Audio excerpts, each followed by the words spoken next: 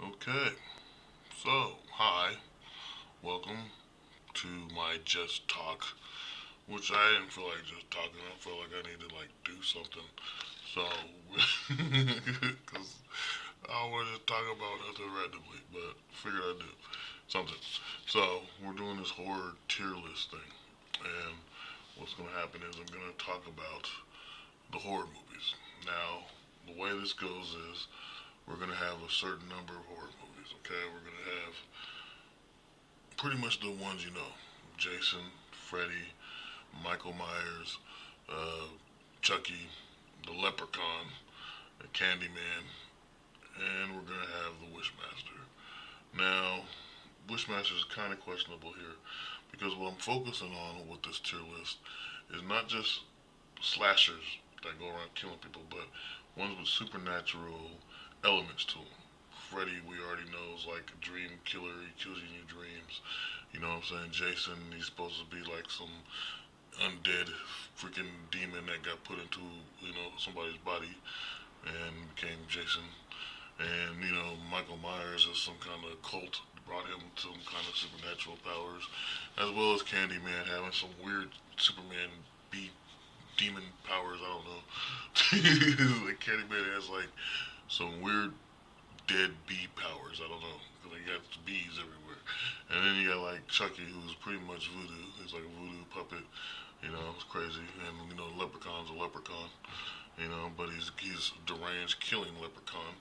And then you got freaking the Wishmasters, the genie. He's all genied up and crazy. And so we're going through this list, starting with Halloween. Okay, now we're gonna start with Halloween, and we're gonna talk about. I'm gonna talk about because why not? That's what I'm doing. So hopefully, I'm gonna sit here and try to pay attention to what's going down. So regardless of people watching or not, someone's gonna watch it later on and pay attention to what's happening. So here's how I'm doing this. So first off, we're going to start with Halloween one, and the way this tier list goes, we're going by simple things. If it was an excellent horror movie, great horror movie, cool horror movie. So excellent would be in the very, very top, of course. Great being, right underneath. Cool being, okay, this is pretty cool. Okay, it's like, oh, that's okay. I might watch it sometime. Who knows? And then bad being like, that's bad. I don't really care. I might watch it with somebody if they want me to, type of thing. And then terrible meaning, god dang, I can't stand that movie. I'm never watching this crap again. And thought they should have never made this movie. It's trash. It's garbage. So that's the way the list goes. So, so by looking at this, I'm gonna go because I literally watched all these movies. I pretty much own most of these movies. Like when it comes to Jason and Michael Myers and Freddy, I own all that crap. Okay, plus Candyman and Leprechaun and so forth. So I know most of these movies. So anyway, like I said, we're starting with Halloween. So Halloween 1. Okay, where do I put Halloween 1? Halloween is a good movie, but it's not just a good movie. I'll say, because okay, first off, Halloween, the original Halloween movie, the first one, was created pretty much the year I was born. So it wasn't until later on that I actually got into Halloween. But, oh crap, I noticed Halloween is missing from this list.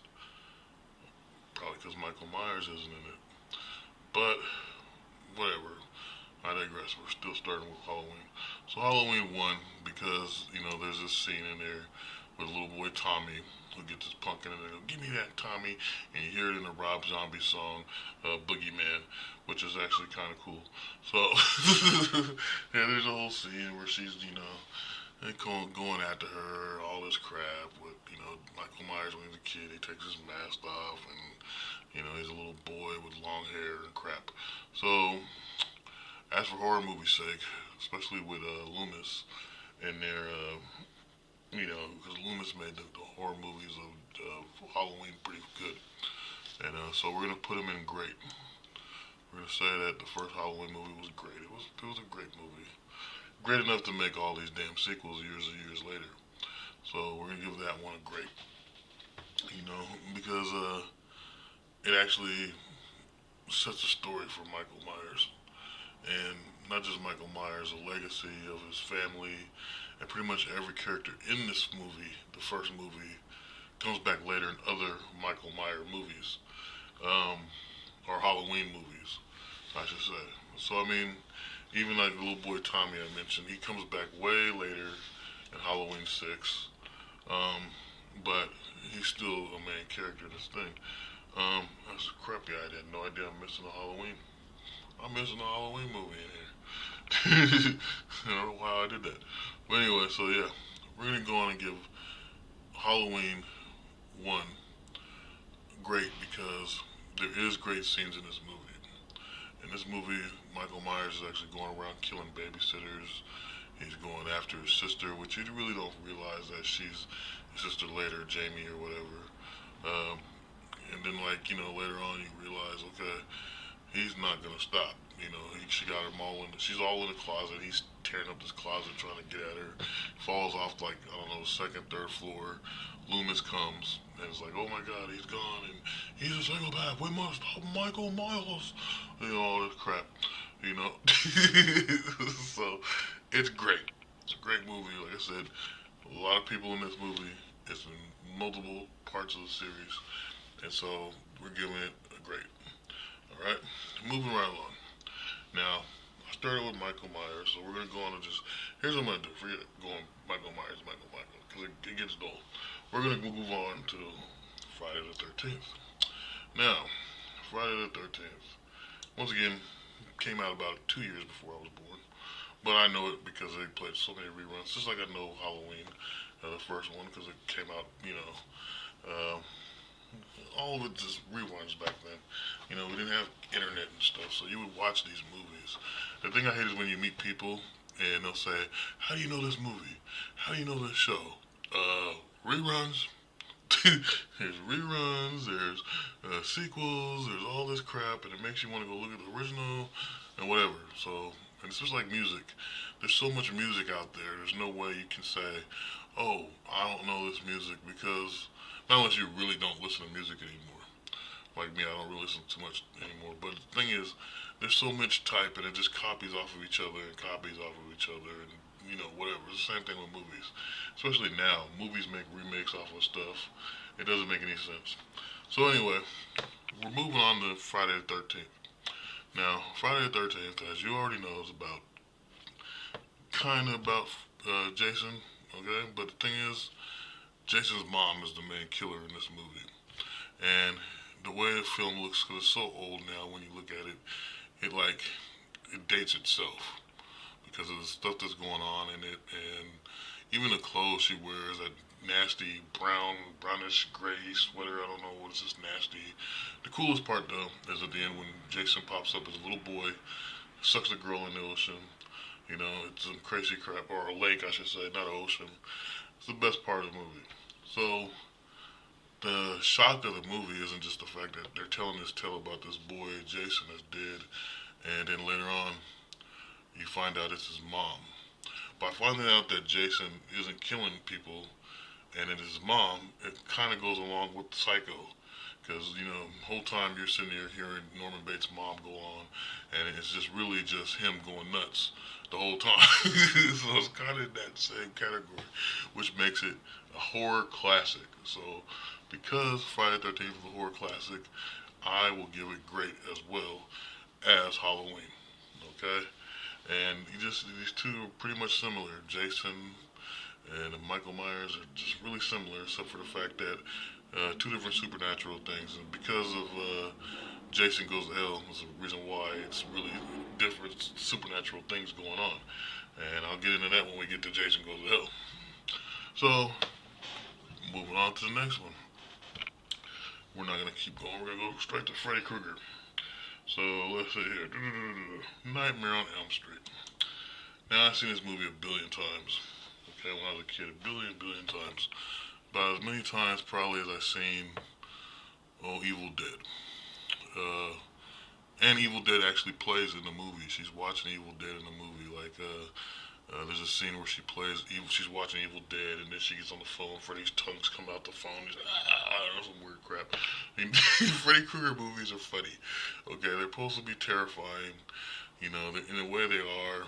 Because they're coming from the dreams of the Robert Englund's playing freaking Freddy Krueger, but at the same time, Freddy's nightmare is like it's just hilarious, man. It's like you're going off the nightmare of the people you're terrorizing.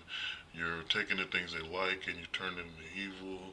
You're using it against them, and you have this pretty much immortal god power to do whatever the hell you want. So, I mean, he didn't. Johnny Depp's in the movie.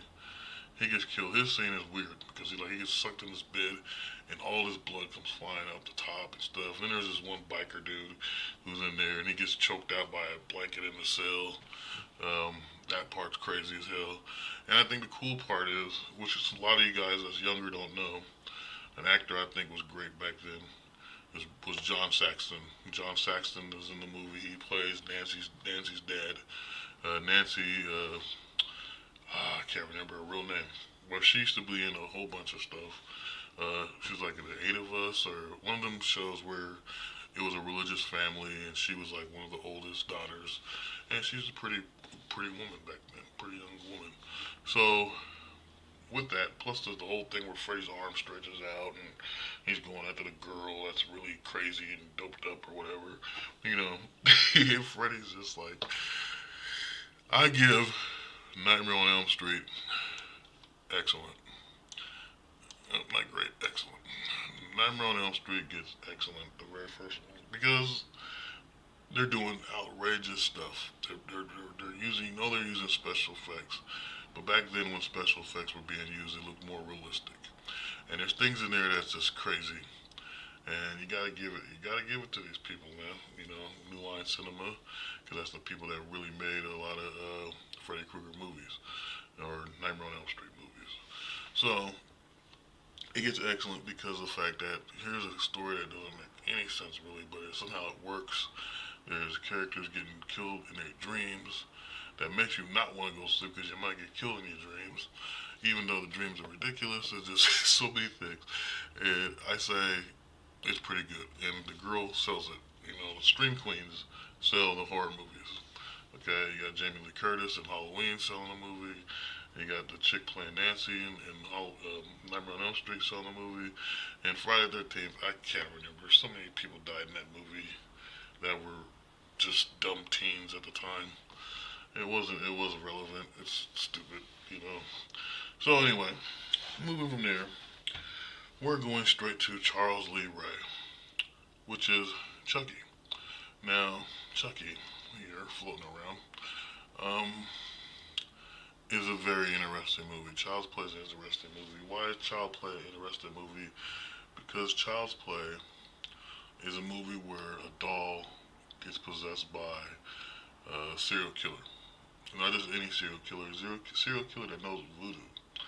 And at the time, I can't remember what year it was, 80 something, because Chucky looks like My Buddy dolls.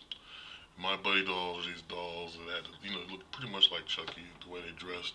They were big, and he used to have this commercial, my buddy and me, So they took that and went to a whole nother level and made a doll that everyone's obsessed with. And just like in the movie where there's Chucky dolls everywhere or good guy dolls everywhere, and everyone likes them and wants them. It's exactly how it was back in the 80s with My Buddy doll.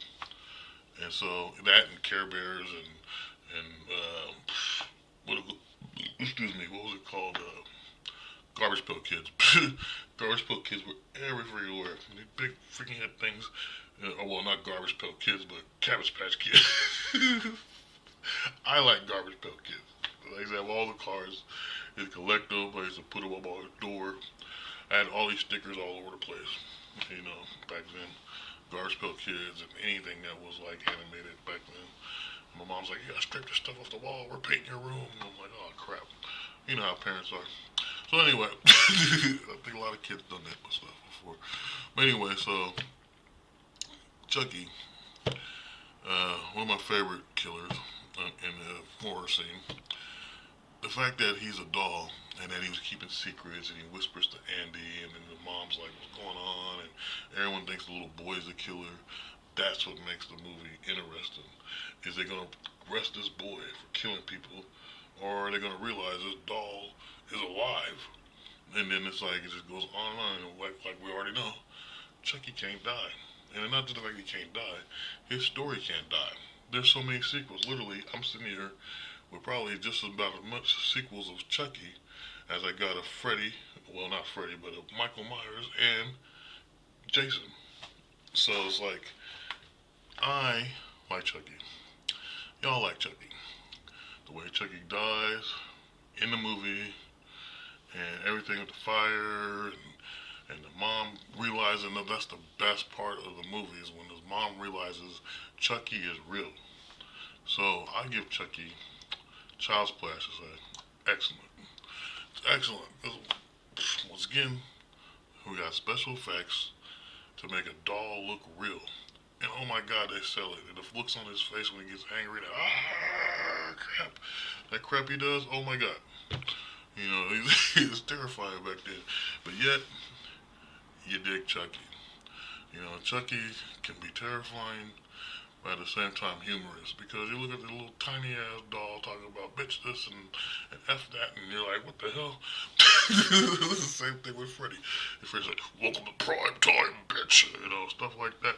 So, like, you gotta get these guys excellent. So, Chucky and Freddy, excellent. Okay. Michael Myers and Jason, great. You know, there's no, this is the perfect line in between this. But yes, that's where they go. So moving on, let's see where we're moving to next. We did a good four. Now, let's move on to something a little bit different, but still in the category, which would be Candyman. Candyman, okay. Now, out of all the Candyman movies, the first one's my favorite. It's my favorite not just because of the fact that they're showing the hood or Harlem or whatnot. Okay, and there's this guy, he's a legend that no one knows about, and it's pretty much the story of Bloody Mary, which was around a lot. People used to talk about it a lot before this movie came out. After the movie came out, people was like, "Oh, Candyman, isn't that?" And I'm like, I hate that crap, but I gotta realize, and over the years I realized, okay, movies have effect on society. They really do. They change people's mythos. They change people's way of thinking. They make people act a certain way. Whether people don't want to believe it or not, they go, oh, it's all fantasy, it's all fake. But your brother's acting like the dude from the freaking Medea movies. Or this guy's acting like he's freaking Ace Ventura. You know what I'm saying? It does affect society. Because it's something that is like showing you an image of something that you want to be or want to imitate or want to be like, or we wouldn't have Comic Con for God's sakes. Comic Con's the same way. And you got comics going on, people dress up like them and all that. You know what I mean? So it affects the culture. But the thing that was going on back then when Candyman came out is the Bloody Mary story changed into the Candyman story. And so Candyman's on the list. And Candyman 1 is good because there's this lady and Caucasian woman in Harlem. Very beautiful actress. I can't remember her name. But I watch that movie all the time, like, dang, she's fine. You know? And then there's all this stuff going on. She's trying to find Candyman. It didn't start off that way, but she does. And, man, so many things is happening, and all the black people think she's the killer.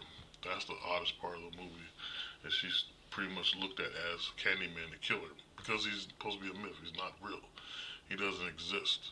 But somehow they're like, oh, this girl's a killer. But things change in the movie. Cops get her a couple times. I think one time. Then she finds this weird ass room and Candyman stuff, and all this stuff. You know, good freaking movie. Good movie. I can't give it a cool. I can't say it's okay. I can't say it's bad, and it damn sure ain't terrible. So I'm putting it where? I'm putting it as a great movie because it's so. It's not even about the special effects in this one. It's about the storyline. The storyline is good, and it's about how this actress was so convincing of being terrified, as well as um, just the way the actor that plays Candyman. I can't remember his name. He just died this year, I think, or last year. But he was a good actor, and he played in the horror movies and Hercules, all kinds of stuff. The dude never got good credit, if you ask me. But Candyman is something you know him as. You see him go, oh, that's Candyman. And wherever you see him anywhere, he would be Candyman. He would be a cop or something else, but he'd still be Candyman. You know, that's the type of actor you like. But I'll say that movie is so good that we wouldn't have other sequels of Candyman, and he would now be known as a legend for being in that movie. So Candyman goes in great. And now we're moving on to the Leprechaun. Hey, the Leprechaun. Marijuana marshmallows are magically intoxicating. So, so yeah, we're moving on to Candyman. And so, I mean, not Candyman, we're moving on to the Leprechaun. Okay, so with the Leprechaun, okay, this is going to sound stupid. But the actor that played the Leprechaun originally played the Unlucky Leprechaun, which is the thing. But to me, it's a horror movie because right after the stupid movie, stupid Disney type movie. Okay, I don't think Disney made it. I can't even remember because I haven't watched it in forever. But it's on here. I put it on here because it's the same actor that plays the Leprechaun in the horror movies. But he's such a bad Leprechaun in this other movie. So you can say, oh, he turned into him. Y'all can say whatever the hell you want. This movie Y'all can say whatever the hell you want. This movie going in the cool section because why? The leprechaun was cool at one time and he turned into this guy. He turned into the evil leprechaun. My head, my list. Okay, my list, my head, my idea of the leprechaun. This is what happened. Okay. Imagine that this go watch the movie, you'll see what I'm talking about, okay? And then go watch the Leprechaun horror movie, and you'll see that was the same damn Leprechaun, okay? This is when he was a nice Leprechaun, but he was still a bad Leprechaun because the movie when calls him the unlucky bad Leprechaun, okay? He's a bad Leprechaun. Leprechauns is real. Whew, I'm not gonna keep talking about leprechauns. Anyway, moving on. He goes in the cool section because it's actually a cool little movie. Okay, I'm not gonna get deep into it because I'm just telling you, it's the same damn actor. It's the same freaking leprechaun. Okay, I don't care what you say. Okay, we all got origin story. This is the origin story of the leprechaun before he became the evil ass leprechaun. Okay, so that's the story here. So moving along, we're, we're going to Wishmaster, and first Wishmaster is the best, one of the best movies. Okay, in the first Wishmaster movie, you have so many things that's cool. One, have to all the characters we just mentioned is in the movie. Okay, first character you see or actor you see that played one of these horror characters is Freddy. You see Robert Englund in there, and then the next one you see is the guy that played Jason. He's all big and stuff, you know. He's a bodyguard. He's like, this is something I would pay to see, and then he does some stupid, you know, Wishmaster genie crap to him. And then like you got freaking the Candyman in there, looking badass in a suit like this with a little earpiece, like he's a spy or a secret agent. And boom, the leprechaun or the candy or freaking man, I'm all over the place. The Wishmaster does something to him. Okay, and then freaking Jason. Well, no, Michael Myers. You know, he's not really the actor. He's really in there unless he is. I just don't remember. But literally almost every horror actor is in Wishmaster One. And the whole tale of Wishmaster One is pretty good. And the girl in that movie, she's not really a good scream queen at all. And she's like working at some museum. They're taking a statue off the boat at the beginning of the movie. And Robert Englund is like, oh, I'm the curator of this museum, and blah blah blah. Yeah, cause tight and pressed and douchey, the rich snobs are in movies with art galleries, right? So that's how he was acting. But yeah, literally in the movie, that's how the Wishmaster came was on this boat through this statue where this ruby was inside, and it was pretty good. The best part is the ending, the way, not even the end. The best part is the wishes. because you get everybody to make wishes in so many different ways, and it's really cool in a way. And then the reason why it's cool is because of special effects and stuff. Now I'm not gonna say it's an excellent movie. Okay, I'm gonna say it's a cool movie. I'm not gonna say it's super great because I mean you can watch it and go okay, it's all right. So I'll give it great. I mean okay or cool. I mean but that's cool. It's a cool movie. It's cool. Okay, I'm not gonna say it's like super excellent and all that. I mean, there's some, like I said, other actors in there. The main actress is weird. There's a priest in there. There's something going on with the priest and her, and it's kind of a sad tale. Or actually, maybe that's the second one. I get confused because the first one's kind of dry in some cases, but the horror and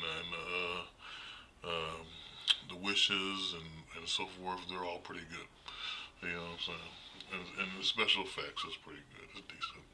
You know, so it gets a cool. It's cool you want to watch it again. So, yeah, moving right along from the Wishmaster 1, back to Halloween. Halloween 2. Now, Halloween 2 I've seen a lot.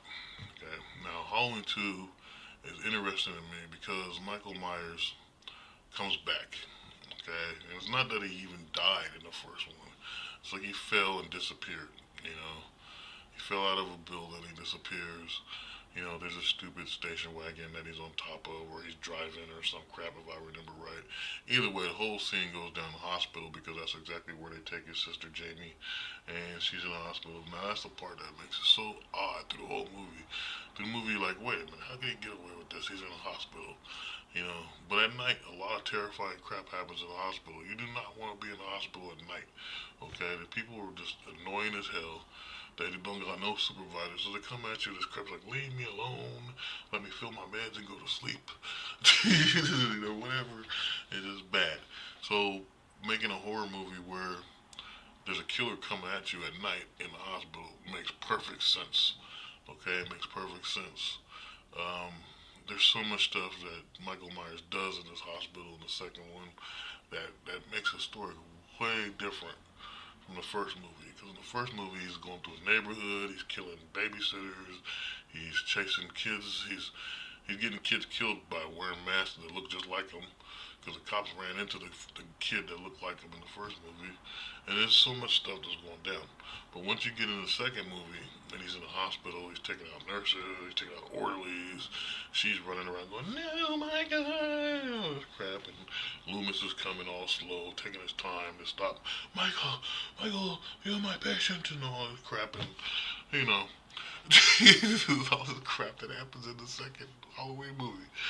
So I can't even give it. You know, I'll say I can say it's great, but it's really confusing to me how he gets away with all this crap in the second movie.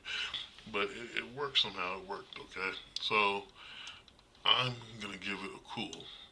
No, that's not wrong one. Wrong Michael Myers movie. I'm giving Halloween 2 a cool. Okay, it's cool to watch.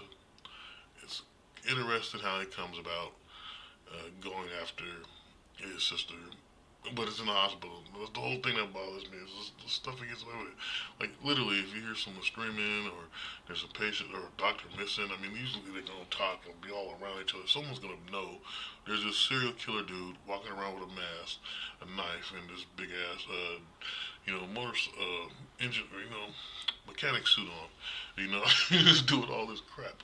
You know what I'm saying? Like, how the hell do you not know that this guy is running around this hospital with a knife, killing people? So I don't know. That's all. It goes as cool. It's cool on the list. That's where it goes. So yeah, that's where we're going with that one.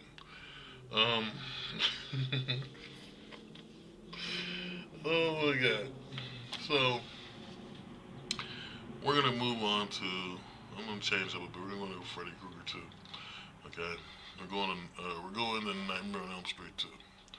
Now this one's gonna be easy, and I don't know. There might be real fans of Nightmare on Elm Street too, because literally, fucking Freddy Krueger had a big cult following in the '80s. Okay.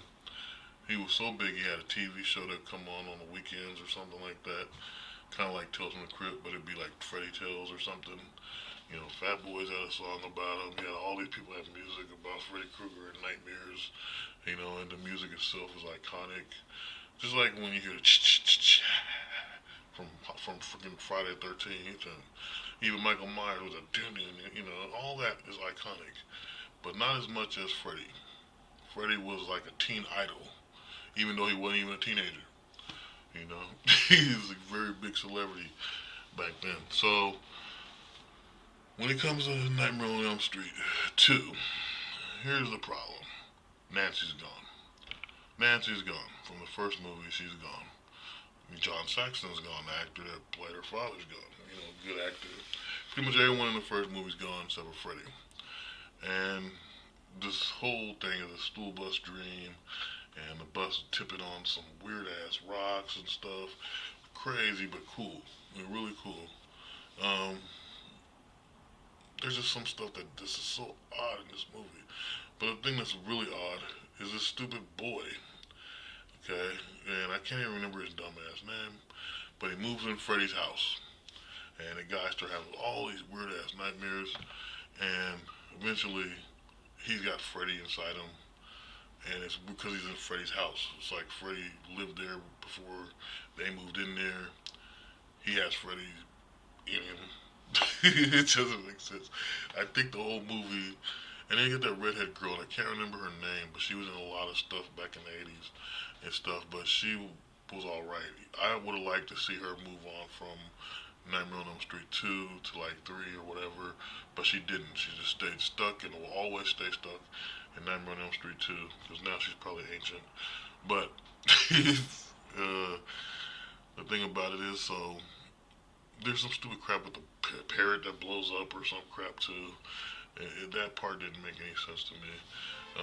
There's also this whole thing with the glove, like the gloves in his basement or something. It doesn't make sense. Or some crap. It's just so stupid of a movie. And like his coach is some pervert, but yet he's obsessed with the coach. But the part where Freddy comes out of his body is a trip. It kind of looks like a mannequin head too when he comes out because he just walks out like this. And he's out of the dude's body. The boy's like, crap. And then all of a sudden Freddy just walks out of him. And like, it doesn't make any sense. And there's this whole part where there's this party and then there's fire coming out. Like the barbecue just blows all these flames up and people screaming and running and Freddy's just slashing people, you know. Freddy's like out of control in that movie. And it doesn't really, it's not really that good of a Freddy Krueger movie. It's actually the worst of the worst Freddy Krueger movies. So, this is why I say I'm gonna make people mad that actually like part two. But I'm saying this movie's bad. Nightmare on Elm Street Part 2 is a horrible movie. Yeah, I know a lot about it because I used to be one of the biggest horror fans. But over since 2000s hit, horror movies change. And maybe it's just me, but a lot of these horror movies are stupid. Like the new ones anyway, are really dumb. I remember watching one with one of my girlfriends, and it was like I don't know, Conjuring or some crap where there was ghosts. And the whole movie I'm quiet. I'm watching. She's jumping. And I'm like, okay, this is stupid. But there's this part where the furniture's on the porch and it just flies off everywhere. And I start busting up laughing.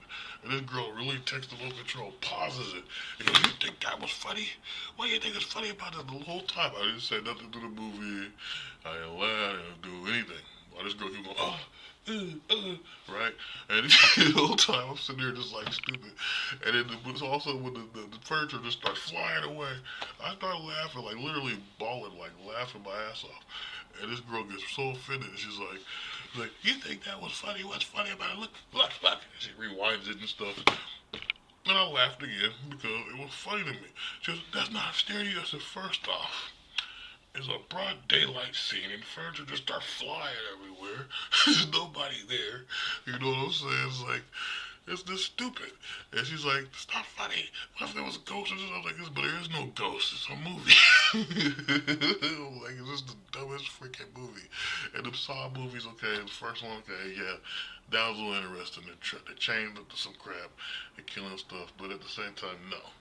No, okay, not this crap. Some other girl had brought me I think it was the third one where the girl falls in the needle, the big old needle thing. And I'm thinking, this is crazy. This ain't got nothing to do. It's horror, but it ain't even crazy. It is like just some sick crap. It's like one of them, what's that one? The Hollows? Dang, what's the name of that movie where they're in Germany? Hostel. Hostel 1 was alright. Hostel 2, come on, man. Like, this, like, either way, they go overboard now with horror movies. But to keep the supernatural thing going, give it a reason, explanation for why they're crazy, makes more sense to me than just, oh, I'm a super genius and this is how crazy I am and I'm gonna take your organs and do this and whatever the hell.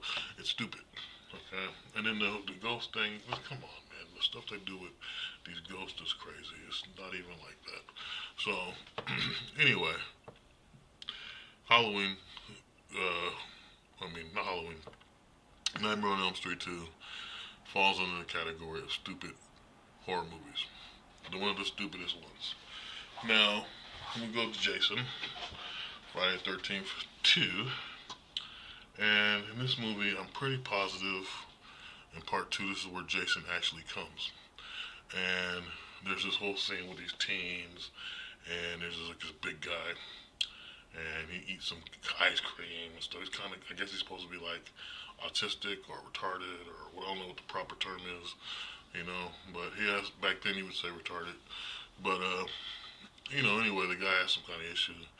He gets killed.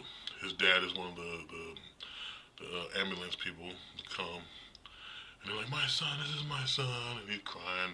And the kids can give a damn. They don't care at all. Even though he was hanging out with those kids.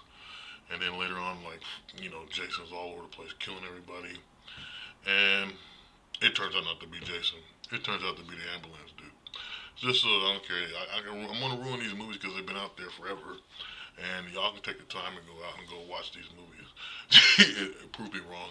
Go, hey, you got it mixed up with Halloween 5, or you got it mixed up with Jason number 7 or some crap, or, Freddy 4 or whatever. You can, go to my Discord, SOK Universe, SOK Universe Discord server. I also got SOK Planet server, and they're all on Discord. They are Discord, and you can complain about my choices on these movies. So anyway, this is what happens in Friday the 13th too. So this guy is going around and just killing these kids because his kid got killed by them. Now, this stuff is kind of funny. Okay, this is like I said, and maybe even the story I just told you about my ex and me watching a horror movie and I thought it was funny. Maybe I'm desensitized to violence and stuff in a certain way to where it's hilarious, but it's stupid.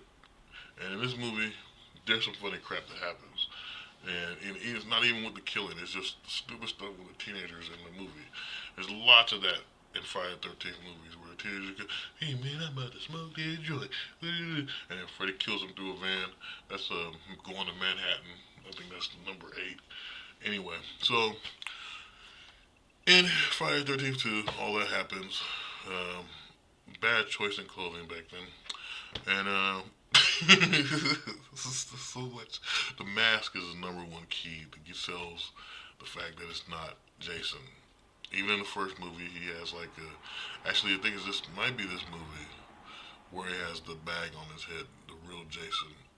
I can't remember, but before he gets the hockey mask, he gets the freaking wool, cotton maybe mask on his face, and then later on it becomes the hockey mask.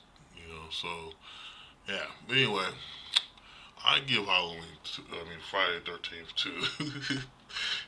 I'll give it an excellent because even though I'm talking crap about it, I gotta talk crap about all of them. But even though I'm talking crap about it, there is the whole plot when you're watching it. Even though I'm telling you what's gonna happen, who the killer is, if you watch it, you're not even gonna think about it. You're gonna be like, wait a minute, what just happened?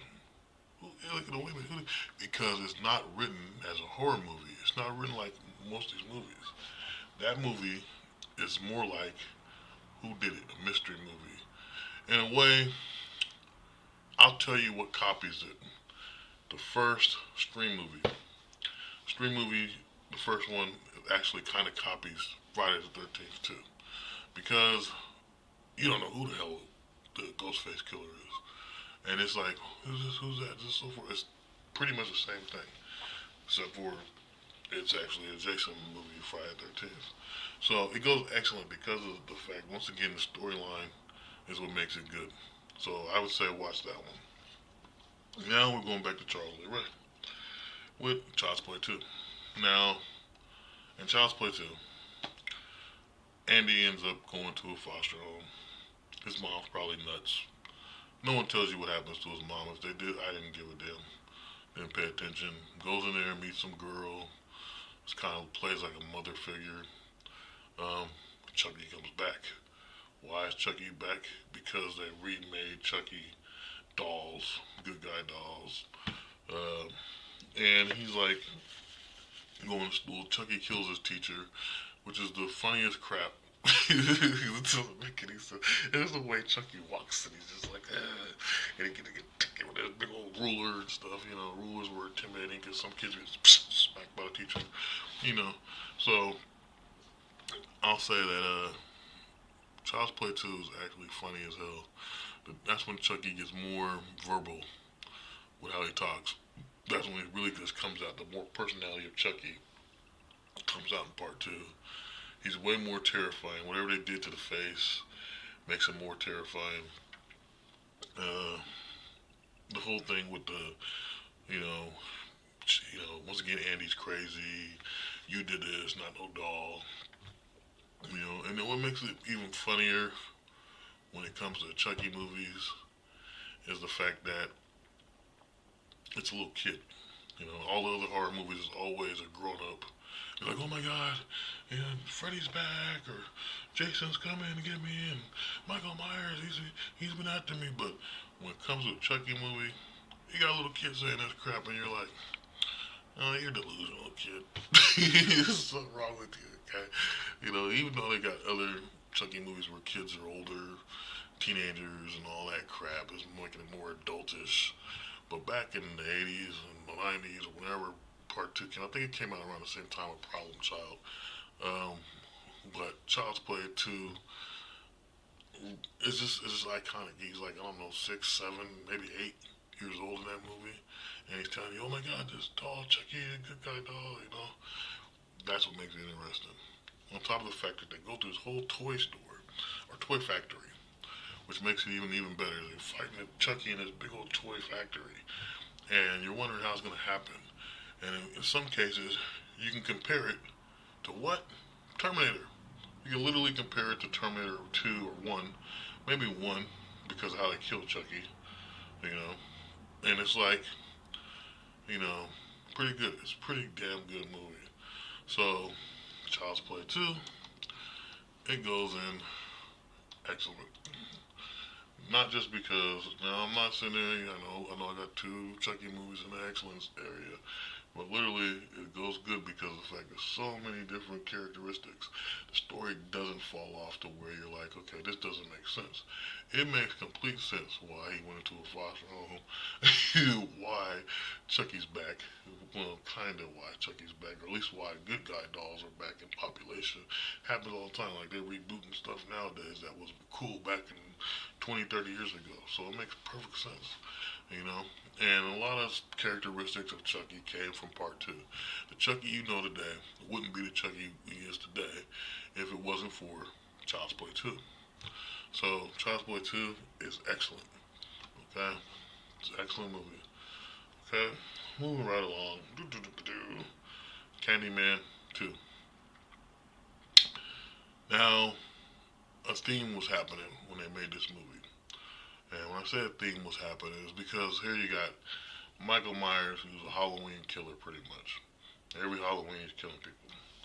You got freaking Jason Voorhees running around killing everybody on Friday the 13th. You got Freddy doing it in people's dreams. So it's a dream. Everything about dreams is Freddy. And then you got, well, Chucky doesn't really count. He doesn't have a holiday or anything. No theme around it. Maybe birthdays and Christmas, but that doesn't work that way. Well, yeah, he's a toy, so he's a gift to people. So maybe birthdays and Christmas. But anyway, in what Candyman 2, he starts to become a Mardi Gras killer or a Mardi Gras person, which makes no sense because originally he was a Harlem person. He was in Harlem. He was killing people. You know, that's what Candyman was doing. In part two, somehow he's down in the South and he's a Mardi Gras killer. It makes no sense. And there's this big mansion where they were slave owners. There's this cool scene where I just like the visual effect of it. There's this visual effect in part two of Candyman where they show him like he's like a slave or something, and they tie him up to something, and there's like, oh, he's the Candyman, and they're putting all this honey on him and all this crap, and that's why I start calling him Candyman. They're tasting the honey off him, and all these giant bees come, swarm of bees, start taking him and killing people or whatever. I don't think they really killed people, but it's just the way visually the way they had the sun looking, the grass or hay, everything was really yellow, and the trees. It's been a long time since I've seen the movie, but I remember thinking that's a really visually cool um, effect. And but yeah, that part, and then there's the whole thing with the mansion. So this whole thing, we're in the mansion, and he's trying to kill the girl, and sweets for the sweet type of thing. Good line, sweets to the sweet, But at the same time, I think it's cooler when you made him a hood legend before you made him some Mardi Gras legend down in Louisiana. So I don't know what to say about Candyman 2. I'll have to give Candyman 2 cool, but I won't say it's excellent. I won't say it's great. I might say it's okay a bit, but no, definitely not that good of a movie. So, which brings us to the original, Leprechaun. Oops, my bad. Oh yeah, the original Leprechaun. So, like I said, you guys can crack up about this stupid movie right here, but I'm telling you, it's the same damn Leprechaun. You can't convince me unless you watch it and then watch all the Leprechaun movies. It's the same Leprechaun. And I ain't be that, you know, get me gold chili this time for a killing, you know. But anyway, so Leprechaun 1, way before, um, way before Friends. You got the girl, I forget remember her name right now. She played in Leprechaun. And so when Friends came out, I remembered her from Leprechaun. I used to be a big horror fan. Any horror fan knows what I'm talking about. Sometimes you'll see an actress or something, and you'll be like, oh my god, they were in this horror movie.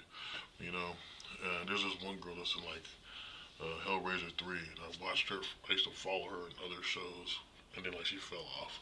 It girls always fall off. But the cool part is, they haven't stopped being it. They just have fans that weren't truly into them or their work. So anyway, Leprechaun 1, great movie. You got the guy who I can't remember what movie he played in, but he was like a comedian, I think. He kind of reminded me of uh, Life with Louie, the Louie guy. At the same time, there's the legend of this freaking leprechaun, the little boy that keeps trying to get him to say, hey. And he has another boy in that movie too, a little dark haired boy. And they run around there trying to kill the leprechaun. The leprechaun's over the top corny, uh, but mysterious because you're like, why is the leprechaun killing people?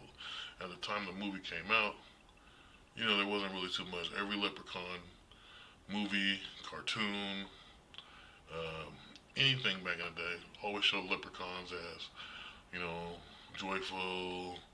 You gotta pot of gold, but I'm gonna play a trick on you. You gotta solve my riddle. You gotta figure it out. Kind of like they're Rip Van Winkle or something, or not Rip Van Winkle. What's his name? Rumpelstiltskin. Rumpelstiltskin. Okay, so it's like you always gotta figure out their trick in all the old movies. But when they made Leprechaun, you're like, whoa, wait a minute. Leprechauns will kill you where they go. Oh, I don't want to mess with these suckers. So that's what made it interesting. And then there's the whole thing with the whale, and it was just a good movie. A really good movie. So Leprechaun 1. I mean, I can go on about so many things. And I think what made it way more interesting too is because they made the four-leaf clover the weapon instead of it being something that actually summons a leprechaun or gives you good luck and stuff. It made it a weapon towards against the leprechaun. So that would made it even more interesting. So Leprechaun 1, okay, 1X, we'll say because of this leprechaun. It goes in a great movie. It's actually a good movie. It's pretty good movie. So I give it a great. Wishmaster 2. Okay. Wishmaster 2. Which we're gonna put here for now. Wishmaster 2. I'm gonna tell you, I think Wishmaster 2 is the best Wishmaster movie there was. It literally is the best Wishmaster movie there is. You got Tiny Lester in the movie. You have a lot of actors that were underrated for this movie. I think a lot of them deserve more attention from this movie. Even though the movie acting and some characters are just bad, like the part where the dude goes, "Don't be tore up from the floor up." He goes, "Yes, it can make you tore up from the floor up," type of shit. And he does a spill or whatever, it's cool, And then there's this whole part where oh man, it's the whole prison thing because this what makes this movie the best. That makes him the Wish Master, and this movie proves the title itself. Now, part one did somewhat good with that, but it was like snobs. They go into an art gallery or there's this big, like I don't know what you call it, a ball or some crap where they're all in there and they're all douchey and they got wine and they're making wishes. It's stupid. But in part two, man, this guy's going into the Russian mob bar. He took over the mob. Making them all make wishes. He's going into the prison. He's making everybody make wishes. He's going into the casino. He's really making everybody make wishes because everybody wants something like this. It made so much sense. They hit the middle of the mark with this movie, and it's not just the special effects they did in this movie. It's just like literally, all you have to do is think, where are people gonna make wishes at? And where are they gonna just do it freely? Prison, hell yeah. People want out. People want everything when they're in prison. Casino, everyone's in the casino because they're wishing to get some money. They want money big time. They want a new car. They want to win the car. They want to win the lottery. They want to win the keno, the poker tournament. They want to win everything. They want to get a room up in a suite with a couple big booby mamas. I mean, everything. They want pizza with them big booby mamas. Everything. Okay? Wishmaster 2 is the best Wishmaster there ever was. And I don't even know who directed it, but that director should have did the rest of the Wishmaster series, be honest with you. Because, or whoever wrote it, they should have did the rest of the Wishmaster series. Because that whole thing was perfect. It was spot on smooth. Everything was just, the dialogue, funny, clever, let's put it that way. More clever than funny. Because you get to, what am I thinking? And then bang, it goes. I mean, it's perfect. Almost along the line of Freddy in a way with certain things because in Freddy, like I said, he'll make your dreams come true, but he'll take stuff you like and make it against you. And so it's the same thing with the Wishmaster, except for it was way more intense because it's something you really want. And yeah, I mean, you got Tiny Lester in the movie. I really named it One Ball Brother, but he's in everything. He's a good actor. I can't remember his name right now. And then I mean, there's so many people. And then the girl in this movie. Now the Scream Queen in this movie, way better than the one in the first one. Okay, the first one had a little blonde girl, and she does this whole panic scene. He's like, it's just so fake and bad acting. Okay, but in the second one, oh, that girl that plays Morgana, what was her name? Perfect actress. Perfect actress. There's a little religious scene in there that shows you that she's Catholic, and most people don't understand uh, about sacrifice and redemption, or should I say, oh, that's not the word I'm looking for. Um, repentance.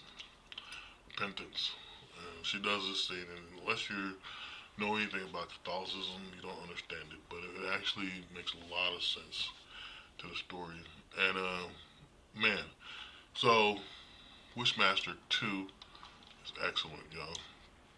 The only thing I can say is it's an excellent movie. It's just so good.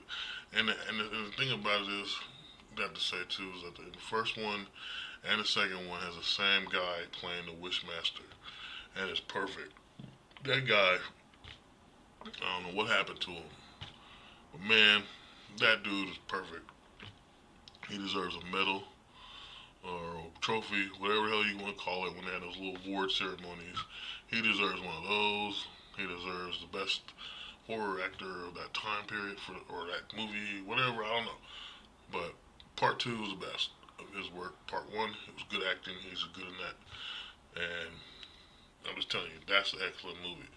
I suggest anybody should watch. For, to just pick between two, just go get Wishmaster one and two, and I'm telling you, you're gonna like Wishmaster two better than you like Wishmaster one. Not unless you like the little dull, boring scenes and stuff in part one, then that's your thing. I'm not gonna knock it. That's your thing. So, so yeah. Anyway, so moving right along, we're going back to Halloween.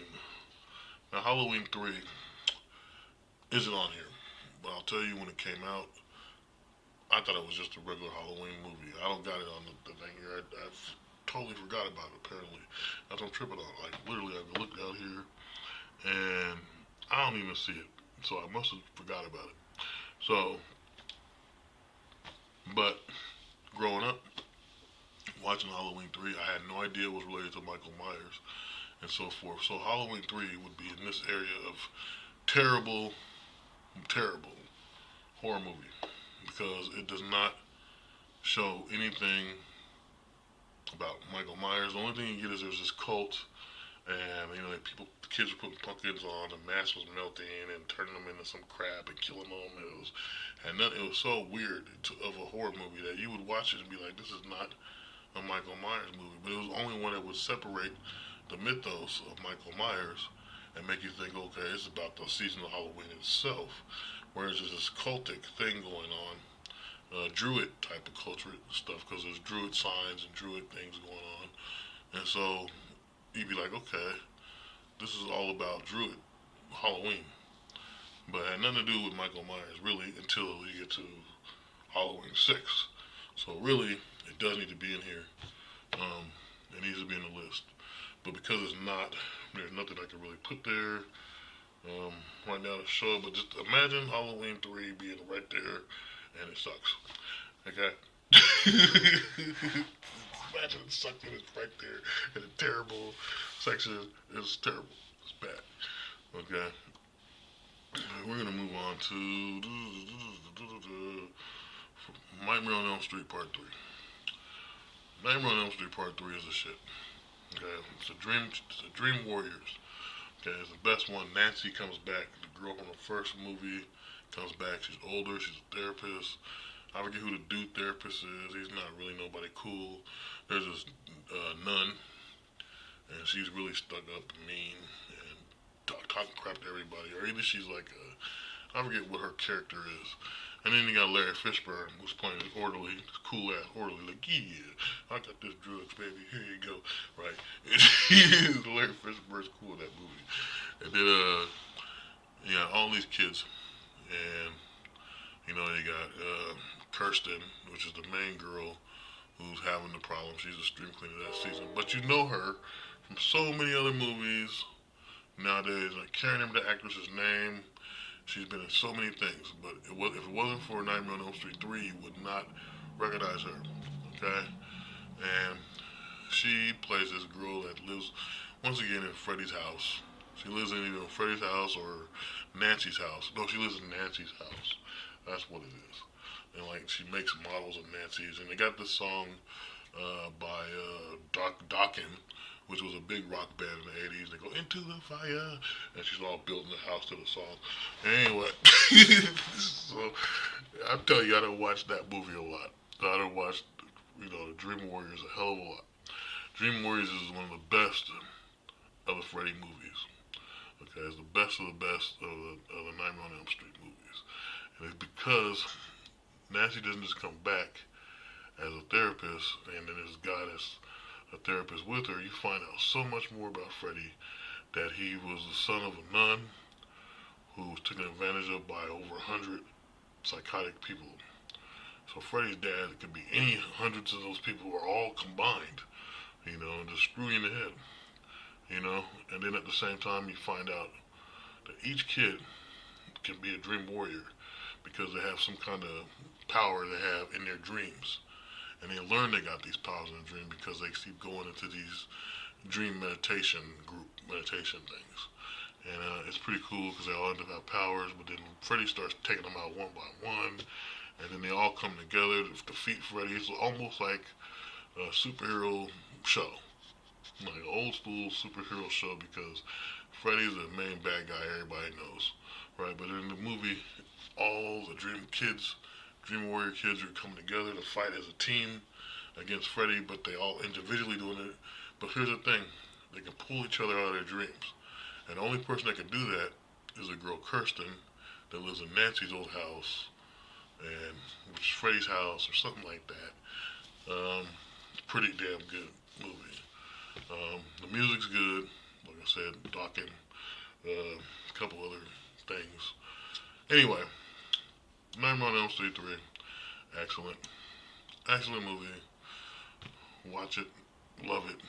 It's good. They got a black dude named Kincaid. And I forget what Kincaid, I think he's like super strong. Oh, plus this big ass scene where Freddy's giant head comes down and tries to eat the girl, Kirsten. And that's crazy.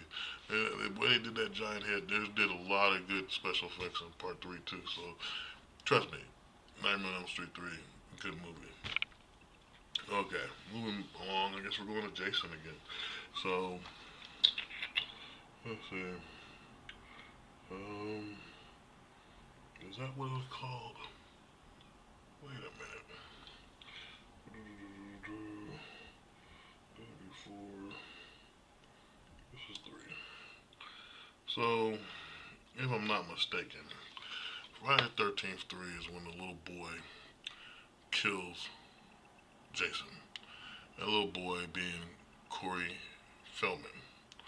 Okay, at the time, Corey Feldman was a nerd in a Friday the 13th movie, which is the only little kid that was in a Friday the 13th movie, except for his little black boy. And I think that was in Manhattan or something like that. One of them. Anyway, I think that's what happens in part 3, if I'm remembering right. It's been a long time since I watched Friday the 13th 3. But anyway, this little boy doesn't just kill Jason, he becomes I guess, an enemy. I don't know what you call the guy versions that in these movies that fight the bad guy. Like Loomis in the Halloween movies, his old butt keeps coming after Michael Myers. But in this movie, the little boy kills. Let me see. I can't even see. Oh, no. That's Halloween 3D. So Halloween 3D is different than Halloween Final Chapter. Final Chapter is the one with the little boy that kills him. Okay, I got them all mixed up. But anyway, so I can't remember 3. Okay, I'm just gonna be real. I can't remember. I thought I did until I realized. Okay, I thought the other one was another. So I got them all mixed up down here. So anyway, I think it's the one with the tent where he kills the people in the yellow tent, and they go back to the town, and the cops are like super wishy about Camp Crystal Lake, and there's some crap by the store, and these guys go there. It's stupid. Yeah, Halloween 3D I think is stupid, or not even that stupid. I'll put it in cool or okay. I mean, I'll say it's okay. But it's been a long time since I've seen this movie, so I really can't remember a lot about it. But it's all right. We'll say it's all right. That's not the one I'm thinking of. The one I'm thinking of has to be Final Chapter. That's the one with Corey Feldman. But we're not going in that one.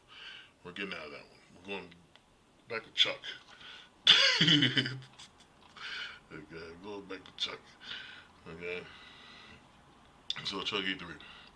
Child's Play 3. Now, let's see. I'll put it right here for a second. So, Child's Play 3.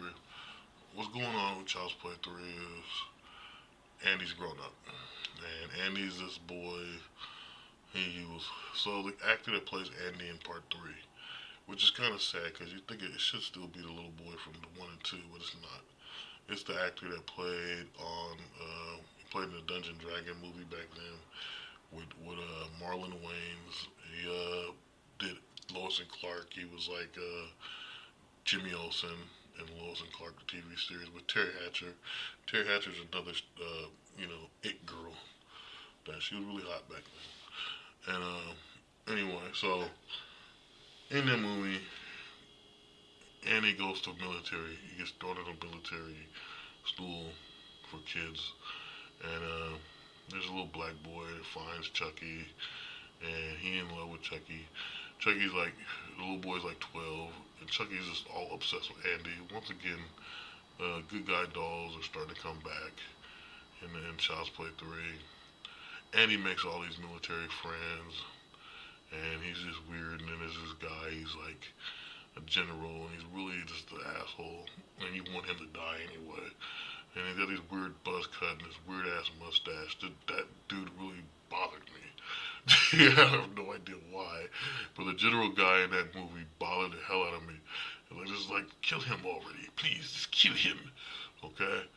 And so, um, yeah, and then there's this whole carnival ride thing with Chucky and the little black boy. And in that movie, I think the best part with Chucky is when he's got the little boy and he's like, Bella, Bella, give me the power, I beg of you. That part was the best part of the whole damn movie. Because they show the whole clouds coming together and this big spell's actually working more than in the other movies where he just holding the kid down and he's doing his magic and his hand up. But in 3, it looks more epic the way they made the whole clouds come together, lightning and everything when the spell is happening. And it's not comedic, but it's actually pretty good. Chucky does some stupid crap where he throws a grenade out and the nerd jumps on it and blows himself up because he's trying to protect everybody. He takes the fake bullets out of the guns where they're doing their training course thing and replaces them with real ammunition where the kids are killing each other. Chucky's kind of like a little terrorist in this movie. He's not like in the same other movies where Chucky's going around, he's just dedicated on killing Andy. He's dedicated on killing all these kids, which is stupid because his whole purpose of trying to find Andy is to try to get out of the body of the doll and find a real body because he'll be stuck in Chucky's body. And after 3, it kind of disappears. The whole concept that he got to get out of the doll's body because his soul's going to be attached to his doll's body for the rest of eternity. And but in the first 2 and 3, that's his whole purpose of getting out of the doll's body and getting into a kid's body. But in this movie, Chucky's a little terrorist. He's trying to kill everybody. He's nutty. He's fruitcake. And he needs to kill the general, which happens, but it is the most ridiculous way. So, now I can't say this is one of my favorite Child's Play movies. Child's Play 3 is just interesting, but I hate when they do anything in the movies where you take a good actor that's been known as a character for I don't know how many times you put them in that movie or series or whatever, and they're known as that character, and replace them with a whole nother one. Like we didn't recognize you replaced April O'Neil from Ninja Turtles 1 to Ninja Turtles 2. We know you replaced her. We just like I hate that crap. In every movie they do that, and so that's what happened in Child's Play 3. They wanted to age him up so much, so quick, and replaced him with an actor that was already known and other stuff. And to be honest, in Child's Play 3, he is not a good actor. And the little black boy should get some credit. I guess he's the only one that was actually entertaining and actually acting, because the rest of them just seemed annoying. And the girl that Andy was in love with, she's like just a one flop thing. You don't see her at all ever again. So I don't know. So Child's Play 3, I'll say it's cool. I ain't gonna do that. I'm gonna give it an okay. It's okay because Child's Play 3 didn't really live up to the expectation of 1 and 2. And that's why for a while, a long while after part three of Child's Play, there was no Child's Play movie for a long time, or Chucky movie for a long time. But Chucky's different than Freddy, Jason, and Mike, all these other guys because even when they do stuff later on, they make it look like he's Frankenstein with the whole thing with Bride of Chucky. And so it's like they're the modern day Wolfman, vampire, Dracula, mummy, all that crap. They're the modern day versions, or at least back then. Because now we got new ones like Saw and what's the name, Jeepers Creepers, all that crap is the new ones. But the old ones, these are the old ones from my gen. Okay, and so yeah, so that's where he goes. Okay, because part three threw everything off with Chucky. This is my belief. But anyway, Candyman 3. Candyman 3, okay, is, well, even more of a movie where you're like, okay, they're changing Candyman's myth way too much. In this movie, Candyman is like, oh man, I don't even know how to explain it. Candyman is just like, he's sitting there and he's trying to be Candyman. And there's this girl who really is worse than the actress in part two. Like both two and three had the worst female actresses ever. But you can tell that they're trying to copy the pattern when it comes to these female actresses that they had with the first movie, but they could never reach it because that actress sold the hell out of Candyman 1. I'm telling you, she made it so good, so perfect that you'd be like, oh my god, I gotta watch this again. Candyman 2 I watched several times. Alright, part 3. Oh come on, now he's just this big Mardi Gras killer. like get some respect to where you started. You started a horror movie in the Harlem. You started in New York and Harlem with this blonde girl, whatever. It makes more sense to keep them that way. But you want to put them into a seasonal thing, just like Halloween or Friday the 13th and all this crap, and it just didn't work. Okay, it didn't work. And so, part 3, if you want to watch it, I would say it was okay. Now, this for me, part 3 is bad, yo. Candyman 3 is just bad. This is not good a movie to watch. It's just like, what happened to Candyman? Why did he do this to him? I mean, there's some scenes in there that's pretty good, decent, but not good enough to put in the top tier stuff where you go, okay, he's excellent, he's great, he's cool, he's okay, you can say it, but I'm just gonna say it's a bad movie. And that's just my opinion, okay? So, from Candyman, we're going back to Leprechaun. Leprechaun 2. Now, Leprechaun 2, funny as hell. It's funny as hell, okay? I think Leprechaun 2 is when he's looking for a leprechaun bride. You're like, you sneeze one more time, you have a leprechaun bride. Leprechaun 2 is funny as hell. There's so much stupid crap happening in this movie. Then there's an old guy, and he's a con artist, and he's got the thing. Part 2 is hilarious, yo. So it goes in great because there's just so much funny shit going on in this movie. And it doesn't make any sense. And Leprechaun is just like, he did ride little stuff, and he do little, it's just, Leprechaun is hilarious, okay? It'd be cool if they made a movie where Chucky fought the Leprechaun. I would watch the hell out of that. That would be a damn good movie, okay? So, people want Jason and Freddy and Michael Myers, but let's get one with the Leprechaun fight Chucky. I would die laughing through the whole thing. I'd probably be tearing up, busting tears out, and crying and rolling around. And like, it's gotta be hilarious.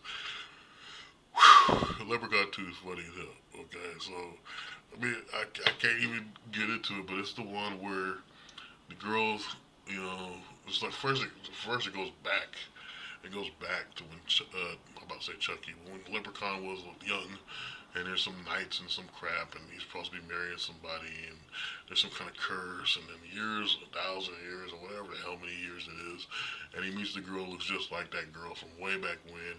She's in love with this idiot whose best friend is this ancient dude who used to be a magician, and that dude's even funnier. But he's a comedian from back in the day. I just can't remember his freaking name. So anyway, it's funny as hell, and it's so much crap. He puts it in his freaking little leprechaun house. Puts gold all over his stomach, and it's just so stupid. So yeah, Leprechaun 2, good movie. Okay, great movie. So I recommend it.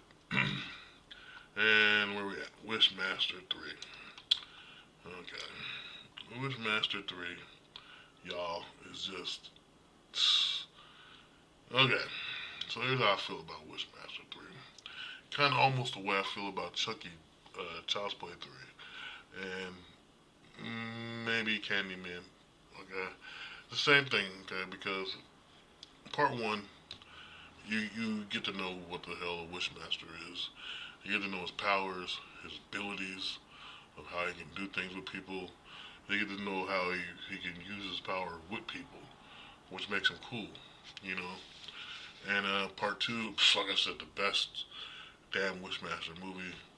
You get to see how powerful he truly is when he has access to as many people as possible that want to grant wishes.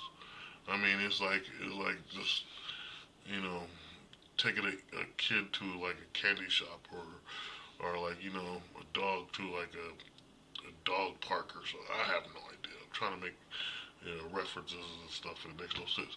But anyway, the point is the Wishmaster in part three is not the Wishmaster. It's not.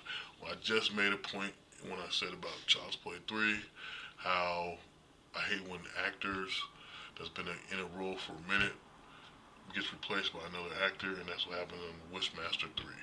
They replaced the guy that played Wishmaster, and both wanted to, with this blonde-haired dorky dude who doesn't even have like upper body strength to look like the Wishmaster. First off, because Wishmaster, when he looks in his true form, and you see the true Jin version of him, is muscular, big demon-looking thing, and then I don't know where you get this little scrawny blonde-haired dude with a British accent goes, "No, I don't think you should be doing this. I'm sorry, Reginald." Like, what the hell is this guy? Who is this guy? The other guy had this voice. Goes, "Yes, you want to make some wishes." That's how the other guy would sound. But this guy, like, "No, I don't think so. I believe you want to make a wish." Like, what the hell kind of shit? And, like, this guy is just so bad as an actor. I can't stand the guy that replaced the Wishmaster in Wishmaster 3. Okay? There's this whole thing, and it's in college. That's the difference between one's the museums and snobby rich people. That's what all the wish crap is in part one. Which truly doesn't make sense because rich people already got everything they wish for. Mostly. They're just bored. And then part two makes perfect sense. He's in casinos, he's in prisons, he's dealing with mafia people that want to make wishes. You know? And three, your wishmaster's in college. And he's not even trying to get wishes. He's obsessed with the girl that found his stupid crystal. And he's more obsessed with trying to get Nookie or some kind of weird sorority crap. It makes no sense. And it's not even as much killings as in the part two. Part one did a lot of killings. Part two was like overkill. I mean, he killing everybody, with all kinds of wishes. And then part three is just dull. It's boring. There's like really long. I don't know who wrote it, but they were trying to make dramatic scenes, like dialogue, and it's boring. It's so boring. Part three of Wishmaster goes in the terrible section. Okay, Wishmaster 3 is terrible as hell. Okay, I'm sorry, it's the worst movie, the worst actors. I can't even remember what the hell kind of wishes was made, if it was cool or not. That's how bad it was. And I've seen this movie like 3 or 4 times. That's how even more bad because I used to watch the hell out of horror movies. And this one, no. Like, it was so bad. This is so bad of a freaking movie. Okay? So, that's where Wishmaster 3 goes. Okay? So, let's go to Halloween 4. Halloween 4. Now, Halloween 4 is actually right around my corner because when it came out, it's actually one of the first Halloweens I've seen that was coming out at that time. So, like, it was in theaters. I seen it right when it got out of theaters. And I was like, yeah, rented it or whatever. Someone rented it, or so I can't remember, something like that. But it was the first one I've seen, and I was like, whoa. And this little girl, Jamie, which is actually now this is where the story makes no sense in all the new Halloween movies. Okay, because in Halloween 4, okay, his sister, okay, she's long gone. She left Hayden's, what was it called, Houghtonville or whatever the hell the name of the town is. And anyway, she left the town. Michael Myers is still around, but when she left her daughter there. Okay, her daughter was around, little Jamie. She goes Halloween's, and she's adopted into some family, and she has a costume that looks like Michael Myers. When Michael Myers was a kid, a little clown costume, but somehow she embodies the spirit of Michael Myers in that clown costume. And this little girl sells the hell out of the movie because she's this little scream queen. She's screaming her butt off. She's doing things. I think she grew up to be freaking Jennifer Love Hewitt or something. I could be wrong. She did look similar. But anyway, that girl was perfect in that movie. Michael Myers was perfect in that movie. Trying to get after this girl, it was like a serious dedication to try to kill this girl. But when you find out that she was actually the daughter of his sister, you're like, wow, it was cool. And so I give Halloween 4 great. Halloween 4 is a great movie, yo. It's good because so many things is going on. We try to protect the girl, and then once again, Loomis is there. Okay. Once again, Loomis is there. You hear me talking? Anyway, Loomis is there, and he's trying to what he's trying to do is he's trying to stop Michael Myers again. But in this movie, you can see he's aged a lot. He's aged. He's tired. He's like, I'm still fighting Michael Myers type of crap. I think that's where he has a burn mark on his face, or actually he gets it in his face. So he has this burn mark, and he's got the cane and stuff, and he's going after Michael Myers. So part 4, it's a good movie, great movie. So I recommend Halloween 4 to anybody. Start off, but the thing about it is, just think about the storyline. The daughter of Jamie Lee Curtis's character in the first movie, in the second movie, and yet that character is irrelevant now in all the movies after H2O. So we're moving back to let's go Halloween. I mean, Friday 13th. Now, like I said before, Friday 13th, final chapter. Okay, Jason gets killed by. I can't remember the name of the character. I think the boy's name is, I want to say Alex or some crap or Alan. Anyway, so this character is kind of cool character arc because you got this kid who kills Jason, and then later on they show older version of him. But once again, it's the thing where it's a different actor. But in this case, though, it made sense because this actor was way better. And anyway, they kept this actor and this character around for 3 Friday 13th movies. So the thing about it was all these people partying, the same old usual crap. And Crystal Lake, people getting killed off.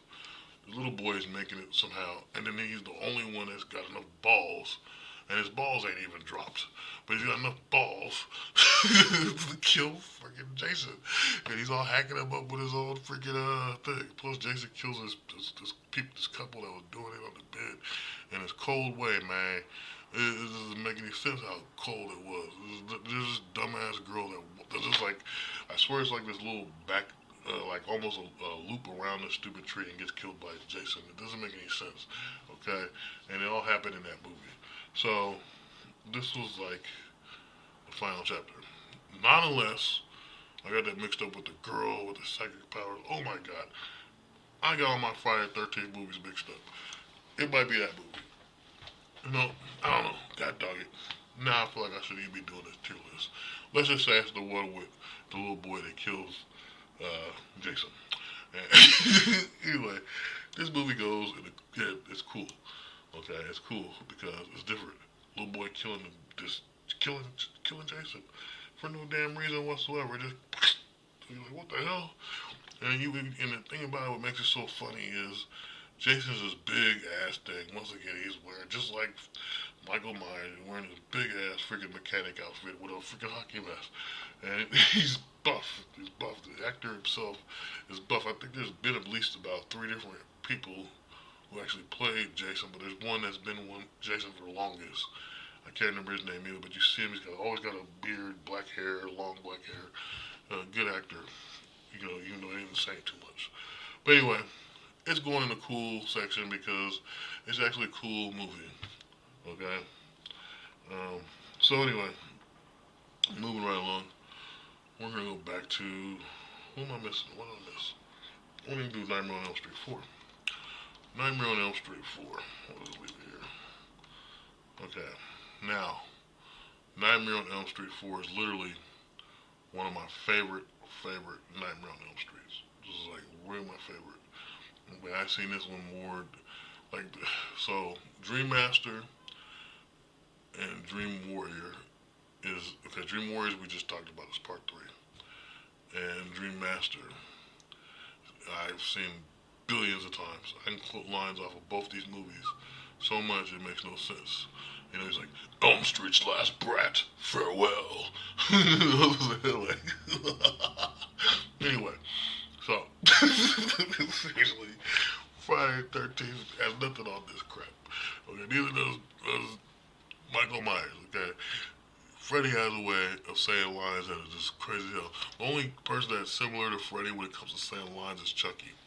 It just comes off perfect. It rolls off your tongue. You know what I mean? And it's like, I don't know how to explain it, And he's like, why don't you reach out and touch someone? Like Freddy's awesome in part at Dream Master. And so what's happening in Dream Master is there's this girl called Alice, and she's new to Elm Street. And all the original Elm Street kids, which is the Dream Warriors from part three, there's only three around, believe it or not. And those three around is Kirsten, Kincaid, and Billy, who in part three though was like tied up on his bed with Freddy's tongues all around it. Like Freddy's tongue was tied to his body on this bed. It makes no damn sense. And then there's a big pit to hell underneath him. It was all cool. But the way he got caught in the bed was cool because he's watching MTV and stuff, and they're playing. I forget the name of the guy that used to be an MTV VJ. He's all over the thing. Back then, if you were a big MTV person like me back then, you'd be like, "Oh my God, is this Randy something?" I forget what his name was. Randy. The last name was funny. But anyway, he's in this bed. Waterbed, which waterbeds was big back in the 80s too. It was like really big. There's more motion in the ocean, right?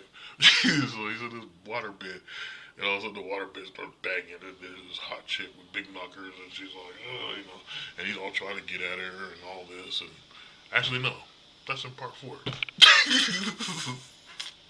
Whatever. No, it was a nurse in part three that comes and she's Freddy, and he goes, and her tongues tie him up to the. That's what happens in Dream Warriors. But in part four, it's similar, except for there's a girl in the waterbed, and she's hot. I just remember watching. I used to have a video of how they made it, part four, and they show how they were in this thing. There's this tank they were in, and they had to put these things on to go in there. And the girl was like this, and she talked about how she liked doing the scene. But yeah, it's a good scene. It's not just the best scene though. It's not. Like one of the best scenes is when he goes after Kirsten and she's on the beach, and he comes out with the glasses and stuff, and he's like, and he steps on her and stuff. Like he goes, Elm Street's last brat, farewell, Or the part where Kincaid's in the thing, and he goes, Kirsten, Freddy's back, Freddy's back. And they go, one down, two to go. I mean, they're so tired, I'm telling you. I watched the shit out of this movie. I'm gonna quit talking about it because look, there's no better Freddy movie. Okay, literally, if you go and you watch all the Nightmare on Elm Street movies, okay, watch all the Nightmare on Elm Street movies, you're gonna love Part Four better than most of them. Maybe three. Like I like three a lot, but four is better because Alice comes, the Elm Street kids get wiped out. Everyone knows about Freddy, and then she's the gateway to all the new Elm Street kids. And so the new Elm Street kids start getting taken out. But then she realizes Just like the kids in the third movie realize they're the dream warriors, that she's the dream master because she dreams all day long. She daydreams, she dreams when she sleeps. She's making all these different things happen in her dreams. And the coolest part, one of the coolest parts, and when he goes, "Souls to my children," and he rips his shirt up, and there's all these different heads and stuff to come out of Freddy's body, and all the souls of the kids he killed. And it's just a trip how they did it. And they even show that in this video I used to have a long time ago back then, where they show it like they made like a thing of Freddy's body, and people just went up to it like this, and they moved and stuff, and it made it look like, they were all coming out of his body. It was like a real big screen of his body. It's cool as hell. It's really cool the way they did a special effect. But in the movie, they did so much cool stuff in this movie. The music's cool from the beginning to the end, for 90s music and stuff. Then there's a part where her dreams keep repeating, and Freddy's doing it. Good movie, great movie. So Dream Warrior, one of my favorites. Greats. I know. It looks like I'm going crazy with Freddy and Chucky. Okay, but I'm telling you, Freddy and Chucky are, at least they talk. So it makes it good. I mean, seriously, if you think about Jason and Michael Myers, okay, they don't talk. They just have music going around them. Jason's got, freaking why Michael Myers got the so I mean, the music sells them, but in real life, if them suckers was coming at you, you ain't hearing none of that crap. So they're just psychotic, crazy suckers with supernatural crap going on to keep them alive.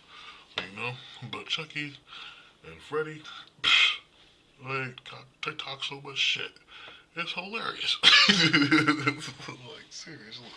Okay? So, anyway, that's how that goes. Okay? You gotta watch, if you're gonna watch it, watch the Freddy's the way I'm showing you right now and strap this one. This one's bad. It's horrible. Never watch part 3 or 2. Never watch 2. Okay? So, anyway, moving on to The Bride of Chucky. The best thing about The Bride of Chucky is Jennifer Tully. Now, she made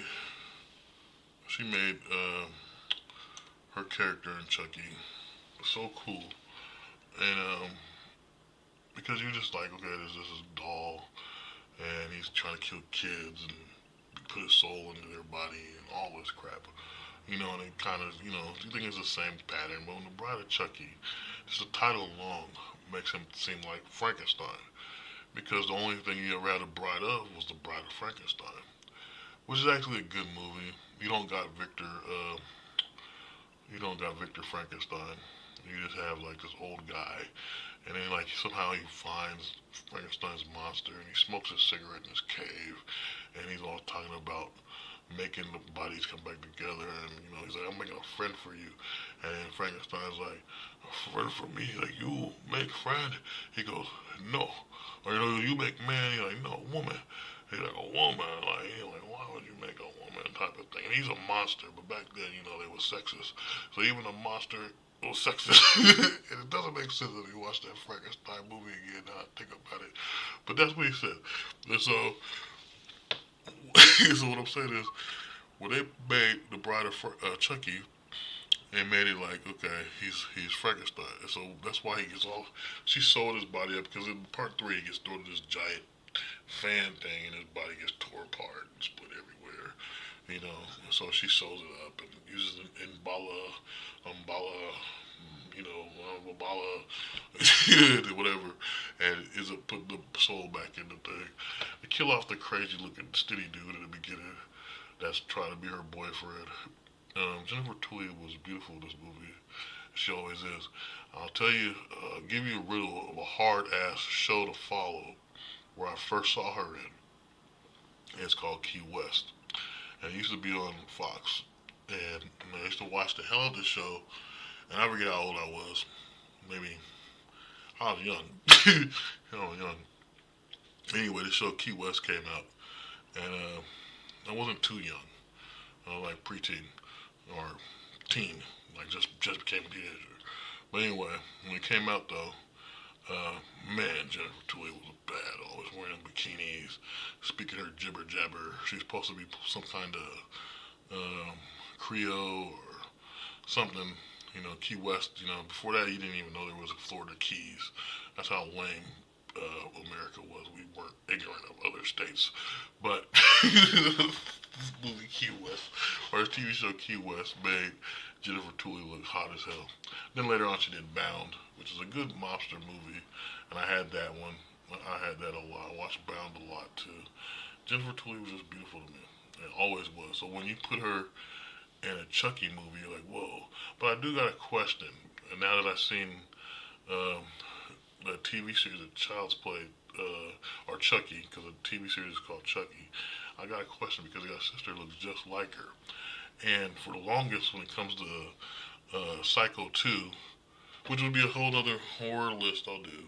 Like I said, this one's about, horror people who got some kind of supernatural crap going. And it's not, and I know maybe you're thinking, oh, well, where's Hellraiser? Well, none of that has to do with anything right now. And neither does Chainsaw Massacre, none of that crap. Okay, even the Ghostface, none of that relates to this list. But anyway, so here's what I'm getting at. So Jennifer Tully, okay. Um, there's a girl who looks just like her in Psycho 2. And I think it might be her sister now that I've seen the Chucky series. And they show her sister that looks just like her. So I'm not sure. But they give her different names. But in the credits, when you watch Psycho 2, it says Mary Tully. Mary Tully. And I'm thinking, is that Jennifer Tully? But her acting name is Jennifer? Or now that I've seen do Chucky's, like, is this the same actress? And like, yeah, I read the credits. Most people don't. I do. When I really think there's a good actress. And then Psycho 2 was a really good movie. It's not in this list, though. Psycho's not in this list, but I'm a Psycho fan. So, anyway, enough of that. Bride of Chucky. She looks sexy in leather. Her boobs are banging. Okay. Her voice is hot as always. And just looking at her makes you happy downstairs. And Chucky in this movie comes off like a dude that's been in a relationship and he's tired of the bullshit. Okay, so Chucky comes off. It made Chucky more realistic as a dude. Not so much as like, okay, he's a guy, he's in a relationship, but it makes it a dude that's been in a relationship for too long, and he's like, leave me alone, why bother me? Okay, well, let's do this. Why? Let's do it your way. Why the hell not? So it makes it funny because they already gave him a personality that's crazy as hell, and then to put a woman in there as a badass, and then on top of that type of thing, turning her, twisting the tables on her, and making her a doll makes it even more cool and weird at the same time. And it's like, what the hell? How'd you do this? How'd you go about doing this? Chucky did it. And so it made, it is a good movie. And then the whole thing with the couple who's getting paid to take the dolls across state and all that. How Chucky and, I forget the name of Tully's character, Tiffany. How Tiffany and Chucky was able to convince these two to take them across country when they're big, retarded, you know, Cabbage Patch head looking dolls. It was crazy. It was just like, and then the cop that, I think, dang, what's the name of that comedian? He was in this movie. He gets killed, nails all through his face by Chucky. I can't remember his name. He's dead now. John Ritter, I think his name was. I can't remember. But he's in this movie. And that's pretty good for a little horror thing because you wouldn't picture him in a horror movie, period. That's what makes Chucky even good, too. They got real actors coming out of nowhere to play roles in Chucky movies. Child's Play movies, anyway. But it's a Chucky movie because it's different. It's no longer Child's Play. It's the Bride of Chucky. And so, also in the movie, there's this whole freeway scene that confuses the hell out of me because there's all this crap going on, and end up flying in a van, and Chucky's kidnapping people, and the cops are there. And none of that made sense, but somehow it works. Okay, so Child's Play. It's gonna be a great movie. Not Child's Play, but Bride of Chucky is a great movie. Okay, I'm not gonna put it in the excellent category because or whatever. But it's a great movie, not just because it's Chucky, but because it's Jennifer Tully, one of the hottest females who ever hit the screen on any type of screen, small, big, whatever. So yeah, and the new Chucky look, eh, it's all right. But now people were stuck on the new Chucky look. They like the whole being sewed up to the face and all that. But nothing beats the look he had in part two, which is why it's in the excellent category. But Bride of Chucky, great movie, great movie. So now where are we at again? See, let's go back to Candyman. So now we're on Candyman, the last movie he did, because he just died last year. If you don't know, the actor that played Candyman. And this movie, I watched it. And at first, when I was watching it, I said, okay, this movie, is it gonna be good? Is it gonna be like the other ones, or not? I wasn't sure who the hell was. And it started off with him in the bathroom, like kind of like the first movie did. And man, I'll tell you, they outdid themselves when they made this Candyman movie. Okay, this Candyman movie, and the title is Candyman Say It. Okay, Candyman Say It, and it went back. It said, forget part two, forget part three. We're going back to the roots, and this is why this movie was so good. If Candyman was still around right now, the actor, I would say make part two to that one, make three to that one, because it related to the first one, and the ending, the whole plot of the ending was like, God damn it, I can't believe it. This really happened. Oh my God. It's like, oh my God, he did it. You know, success to everyone. Then a shout out to everyone that made this last Candyman movie. Okay, you made Candyman relevant again. You made him the badass he was in the beginning.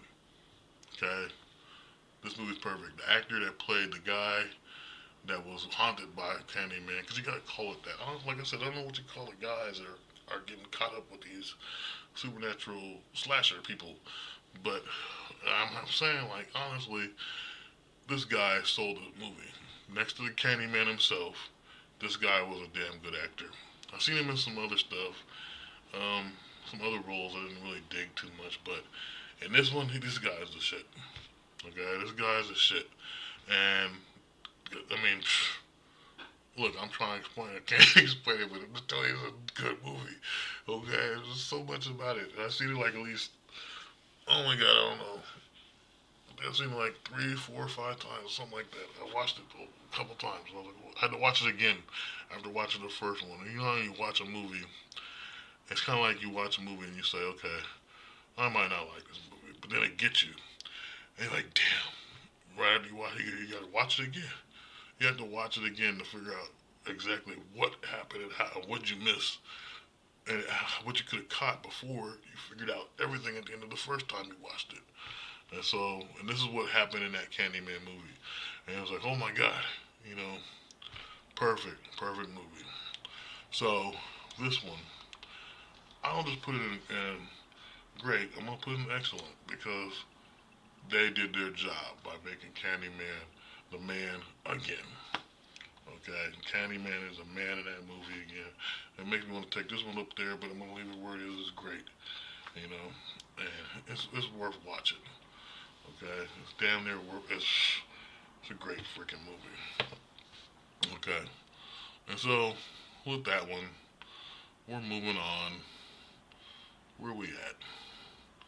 Let's finish up the Wishmaster because Wishmaster 4.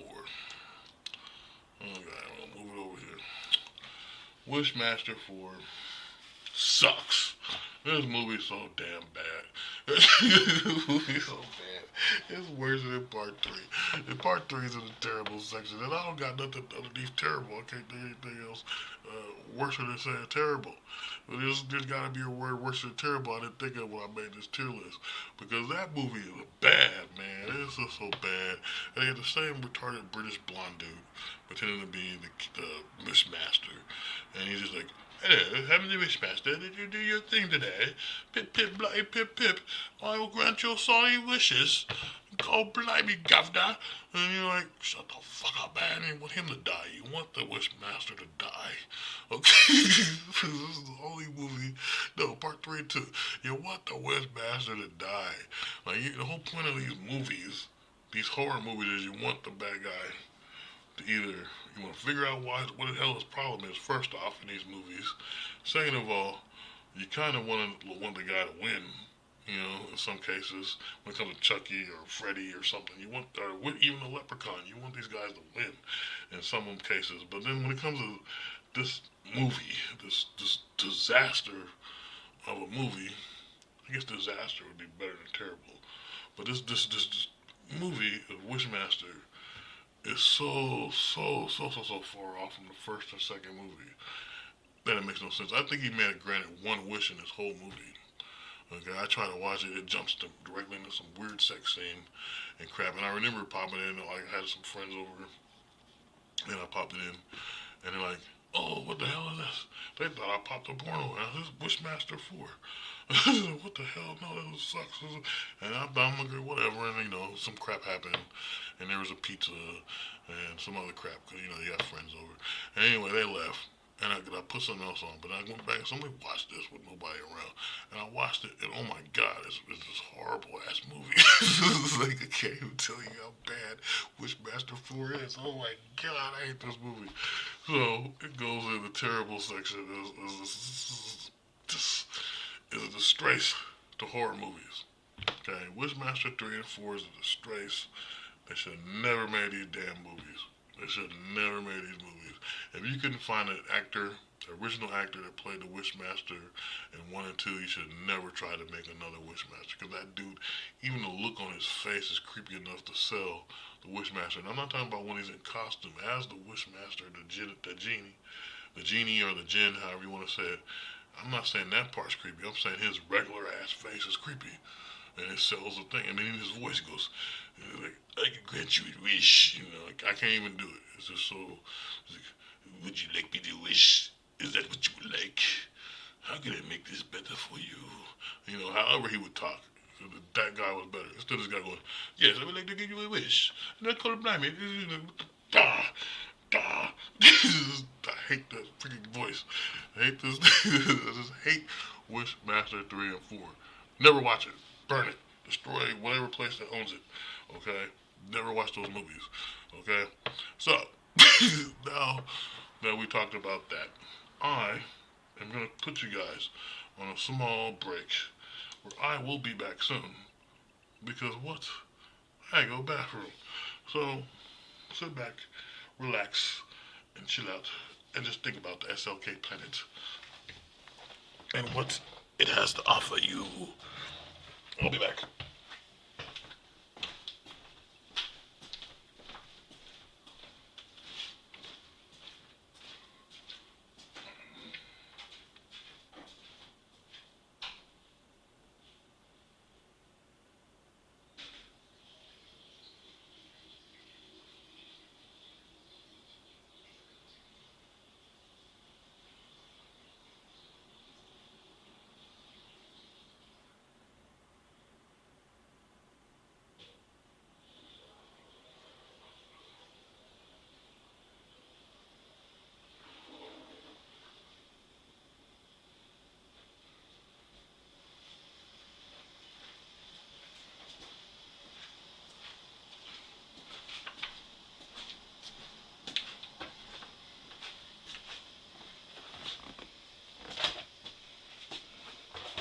Crap.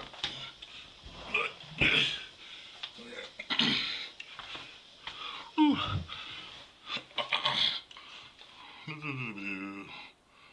Where am I? Okay. Alright.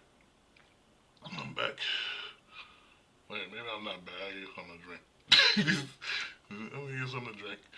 I'm gonna put you in this one. Nope, that's not it. That's the next one. Okay. Don't look at that. Look at this. Okay. Ziggy.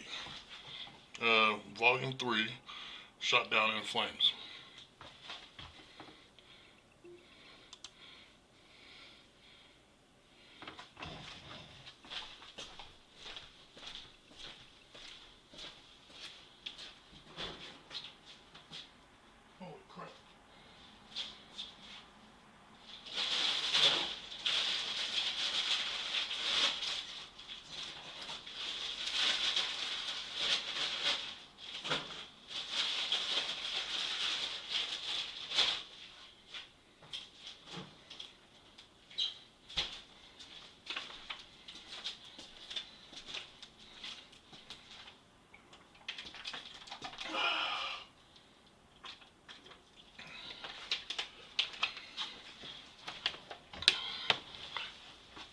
put me back. Okay. Oh my god. Alright, I'm back. I think I'm back. Wait, but I'm not back. What the hell? Wait a minute. What in the hell happened? Yeah, oh, there I am. Okay.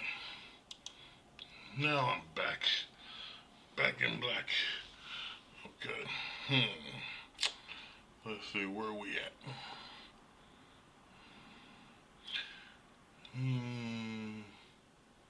Leprechaun 3. Leprechaun 3. I think. I'm on Leprechaun 3.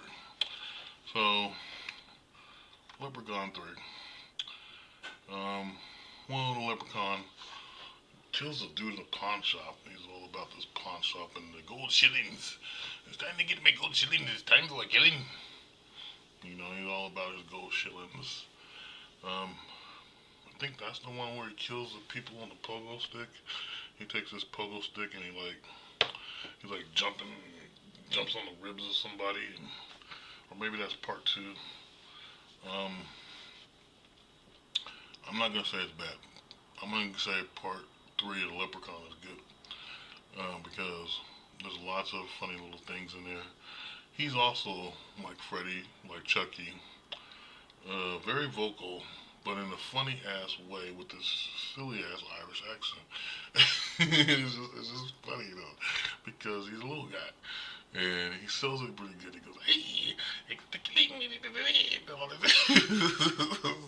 like, yeah, okay." So, Leprechaun 3, if I remember right, was a pretty damn good movie. Once again, there was this guy, there's a pawn shop. The guy was down on his luck. Had to find this dude. Um, he went everywhere trying to kill him. Ended up killing Leprechaun in a warehouse, I think, in some kind of box or some crap. I can't remember exactly how. I don't want to say it's cool, but yeah, I think I will say it's cool because there's some stuff that happens in there, and it's just interesting. I think that one has to do. Okay, like let's see, part 2 was the bride. This one is killing this guy in his pawn shop, and that whole pawn shop scene was the very first part of the movie, and it's actually pretty damn good and funny. That scene alone is memorable. Um, anyway, Leprechaun does a lot of crazy stuff in there. I really can't remember right now. I'm going through. I have lost count of how many horror movies I done did so far in this list. Yeah, I still got a whole crap load to go. So, anyway, this Leprechaun movie's funny. It's still within the same category of 1 and 2, and 3 makes it even funnier. By then you're probably, oh, enough of this Leprechaun. But nope, he's still around. Okay, same Leprechaun from this movie. Okay, the movie y'all thinking I'm crazy about. It's a horror movie, I don't care what anyone says. So, yeah, that's a Leprechaun. And it's not bad. It's not bad at all. So I'm just putting it in the cool section because it is kind of cool. A Leprechaun movie. So going from there, let's see where we at. Did we do Charles Lee Ray? We did Bride of Chucky, and let's see, did Leprechaun. Back on Michael Myers. So Halloween 5. Where does Halloween 5 go? Well, Halloween 5 once again is still within the same category of 4. And actually, when I remember, I think if I do my memory right, part 4 was actually like 80, I want to say 85, 86 when it came out, somewhere in there. And then 87 was the next year. It came out the very next year. 5 came out the next year, Halloween 5. And so, Halloween 5, same character. First off, Michael Myers is still going after Jamie, the little girl Jamie, who once again is the niece of Michael Myers because his sister that he tried to kill in part 1 and part 2 left their daughter behind and she got adopted to some family that he kills off in the town of Haydensfield, Haydensburg, whatever the hell the town is Michael Myers come from that I cannot remember for some reason. But anyway, so Haddonsfield, I think it's called. But anyway, this time she's like different. In the first movie, she's scared as hell. She's screaming. She's losing her little clown shoes and all this crazy nonsense. In the fourth one, the first one she was in, which would be Halloween 4. But in this movie, she starts to act different. There's certain things that's different when she looks in a mirror, her body language, some of the supernatural crap that's going on when she thinks she sees Michael Myers. Her personality is different. And Loomis once again is in this movie. And this one he's older again.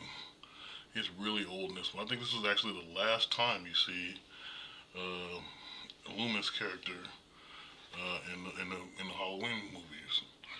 I think it is either that one or 6. But anyway, he comes back. He's trying to get the girl, and the girl herself is actually turning wicked, evil. Okay, she's like really evil, and it's like a shift. But for some reason, you're like, oh, little girl, why, Jamie? And once again, she's dressing like the clown version of Michael Myers, and this time she's killing people, trying to stab people with scissors. I think she stabs her stepmom with scissors or something, if I remember right, in the tub. Um, and then there's this whole scene where Michael Myers is coming after her, but then she has some kind of remorse for Michael Myers. Now the thing about it is, the way she comes at Michael Myers in this movie, towards like the end, after she's like, not even towards the end, like, but in the middle of the movie and stuff, it's like kind of what you got now with Jamie Lee Curtis's characters in the newer Halloween movies, where she goes Michael and touches them and stuff because they're supposed to be related or some shit. But in Halloween 5 is where it really starts, if you ask me, because the girl Jamie, she reaches out to him. She's already turned into him pretty much. That's what the whole part 5 of Halloween is. And then it's like she realizes, because it's the first time Michael's mask comes off, and in any of the Halloween movies, I think, in part 5, and I'm not counting all the newer shit, just from 1 to 5, -3, because 3 is garbage. It would be beyond. It would be somewhere down with the crappy Wishmaster movies. Okay, but the whole thing is like in 5, she reaches out to touch Michael Myers, and it's sad. And then I don't know if it was Loomis or whatever character it was, and they're like, "You look like Michael Myers," or they're telling her like, or Michael looks like her, or something like that.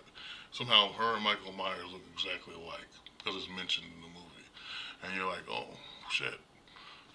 She's a Michael Myers clone, or Michael Myers' daughter, but she's not. She's his niece, and then her personality is different. It's just different. It's kind of touching in a way. Even though we're talking, I know it sounds crazy. I'm talking about a horror movie character being touching and emotional, but it's an emotional scene. Okay? I don't care how crazy I sound. We're talking about freaking psychopaths. Fucking shit. Okay, so Michael Myers gets rated. He's part 5. Good movie. Good story. Once again, this little girl sold the hell out of this movie, and it's so sad that after this movie, her character is like goes through this dramatic change. Once again, one of them changes where first off, it's not the same actress. Okay, when part 6 comes, it's not the same actress. Okay, and there's another actor in there from part 1 that's not the same actor, and but yet somehow it's all right. It's decent. But then 6 is where they tie in 3, where it doesn't make any sense. I think it's because you go 3, 6, kind of like when you go 2, 4, 6, 8 type of thing. So they try to tie 3 with 6, and it's just, I don't know. But anyway, so if I was to rate 5, I'm gonna rate it as great. Halloween 5 is great, y'all, and it's great because of the fact that you got this little girl who's trying to survive, and her family line is Michael Myers' family line, and yet she's going through some puberty love for her uncle, I guess. Like they would say in Attack of the Killer Tomatoes. So, but anyway, it's a good movie. It's worth watching. Um, I would say watch it the way I used to watch it. I used to watch four, and then I watched five right afterward. So you can understand the change in the character. You can see the change in the actresses, you know, body language and everything. It's pretty good. So Halloween 4 goes in great. I mean 5 goes in great. Which is now we're going to go to Freddy 5 because Freddy 5 is Freddy Krueger. Now, unlike all the other Freddy movies that I'm put in the excellent section, this one will not go in that excellent section. And I know I put part 2 down in the bad section. This one is somewhere in between. Okay? And I can't tell you right now. I'm just gonna explain it and tell you why I say it goes in between. Because Nightmare on Elm Street 5, it's like, okay, riding off the celebrity status that Freddy Krueger was back then. And like I was saying, Freddy had a TV show, Freddy had fans, Freddy had everything back then, okay? And here's this girl who became a Dream Master in the first or fourth movie, and they brought her back again for the fifth movie, except for her character isn't half as strong as her character was in the fourth movie. And I hate that crap. I hate it when they make a character who seems powerful, but then they lose some of their powers. You go like, wait a minute, didn't this girl be able to do this? Couldn't she do that? It's like when you watch Heroes back in the day, and a cheerleader who had the ability to bring a whole completely dead person back to life with her blood, and then later on in all the other seasons, they forget that they can bring people back to life. So when her biological dad dies, they never bring him back to life. There's no more Nathan Petrelli. Oh, we might as well make Siler pretend to be Nathan Petrelli. I'm like, what the hell? Like, so this is kind of like that. Okay, so Dream Master was awesome. So in part 5, she's back. She's in love with the dork that almost got killed in the fourth movie, and she's pregnant. And there's a whole new bunch of Elm Street children. Again, one of them's a snob, a rich snob, and it's stupid. There's this whole rich girl snobby thing I think is ridiculous in Freddy movies, and I be wanting the rich girl to die because eat the rich, okay? It's just so stupid. It is the way they talk, their attitude, and in part 4, when Kirsten died, her mom's just this over top bitch to her, and she goes, oh, you take your pills, and oh, you do this, and oh, where does like, shut up. Quit telling your daughter what to do. So you're the reason she's on drugs. Just listening to you makes somebody want to choke themselves out. It's like I can't stand that damn attitude. And so I think they do that on purpose so you want that character to die. And it's just that's my opinion. So anyway, so that's in part 5. The coolest thing in part 4. That's what I'm talking about. That part was in part 4. And then part 5 though, the girl that's rich, she's got this eating disorder, and she's obsessed with porcelain dolls, and Freddy fucks that up for her. And there's also an artist, a comic book artist, and I like that whole scene. I think they went kind of good on that scene. Um, oh yeah, well no, I'm thinking of part 6. But anyway, so I ain't said it yet. But anyway, there's a comic book artist in part 4, and Freddy went to town on this guy, but it was kind of cool how he switched into doing his thing, and it was pretty cool how they did all the making it look like he was in a comic book and all that. Around the time when that movie came out, there's a comic book video game where the guy could jump from the video game panels of the comic book to another page, and he's fighting. And I think it all came from Freddy because that game came out like right after Nightmare on Elm Street 5. There's a part in part 4 too that I like where the Dream Master's brother was a martial artist, and all of a sudden he's fighting Freddy, but you can't see Freddy, and he's like doing all this, kicking him and stuff, and it's pretty cool.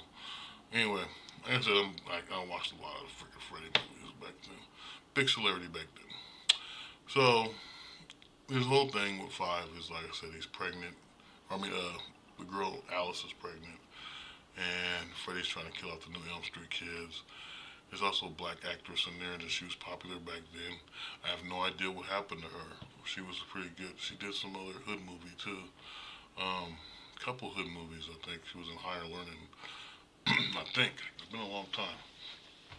But anyway, so she's in the movie. She was like Alice's best friend in that version of Elm Street. And then this whole motorcycle thing.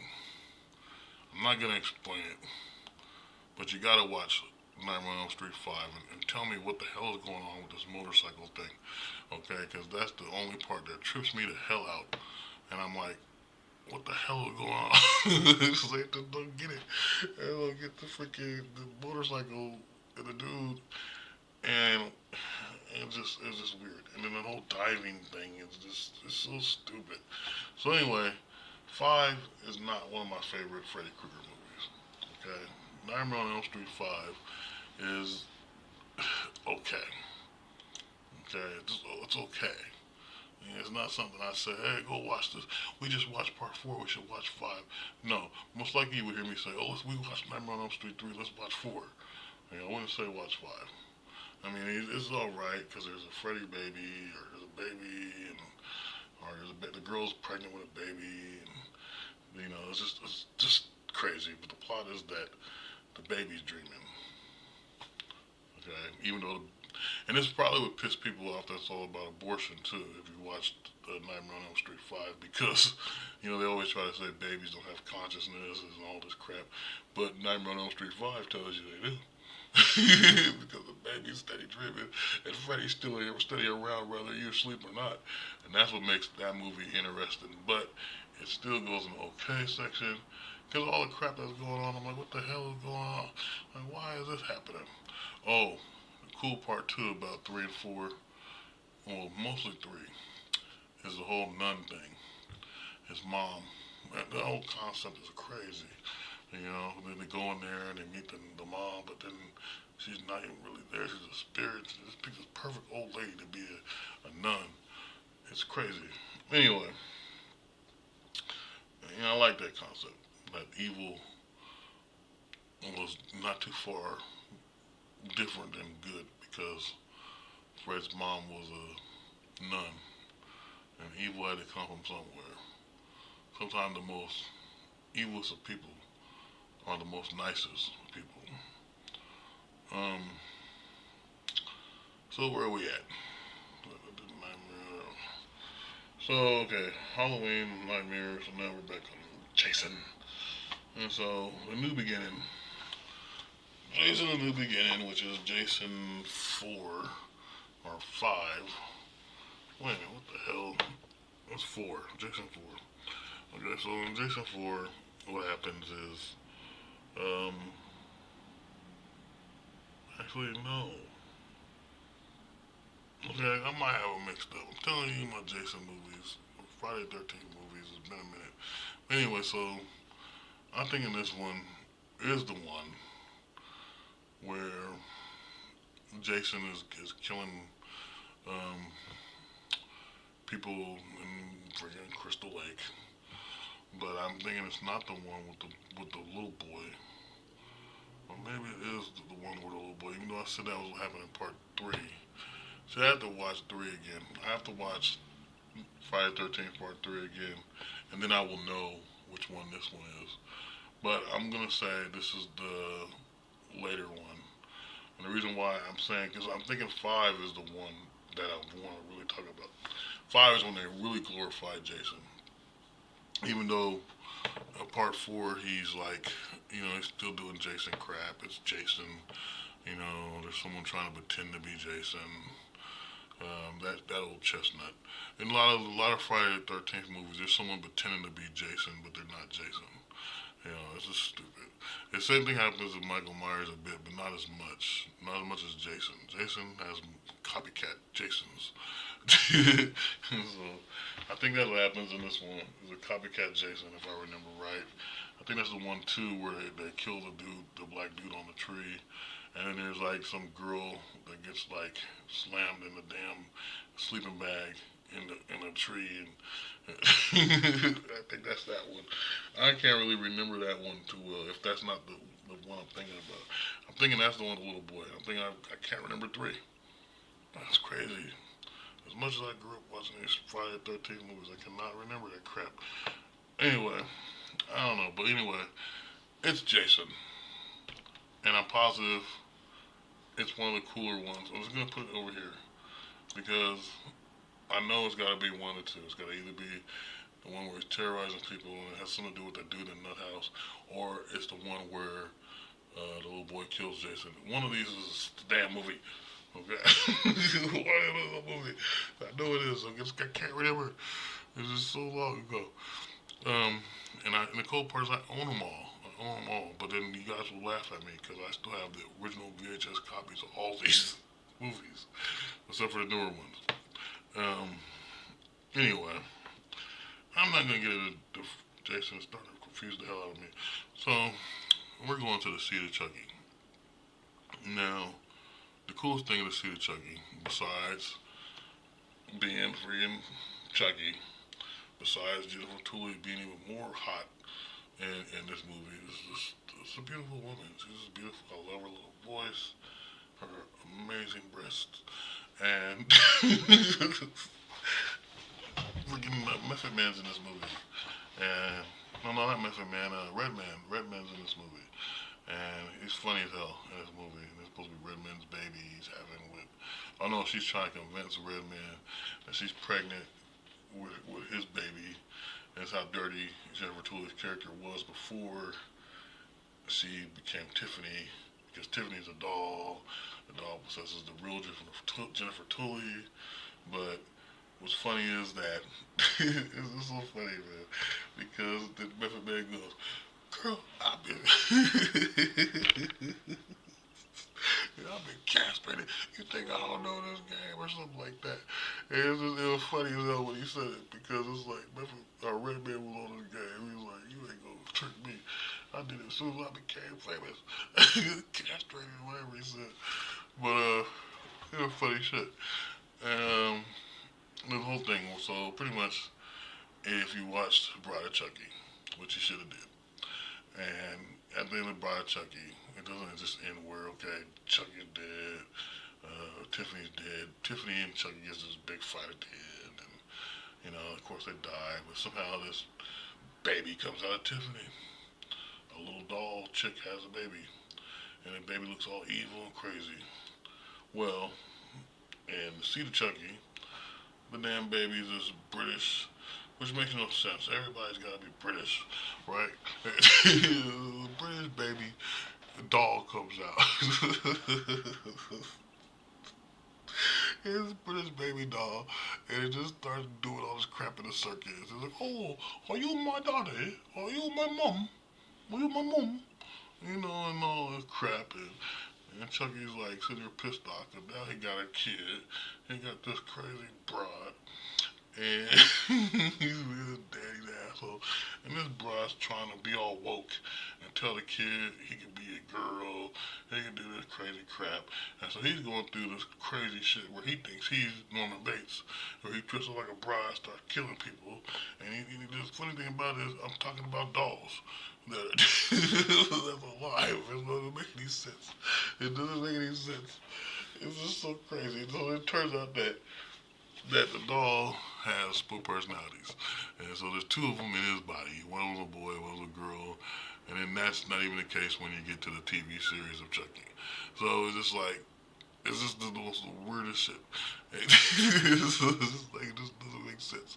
And I forget who the people are running away from Chucky and crap. But because of all the drama that's going on in Chucky's life and the Seed of Chucky, it's almost like a stupid doll family film with Jennifer Tully and Redman. Everybody else in the movie is irrelevant. And don't ask me why they're even in the movie. You have to make Chucky chase people or kill people for some reason. But it's a family event and they're all killing people. So, it's the truth. It doesn't make any freaking sense. Oh my god.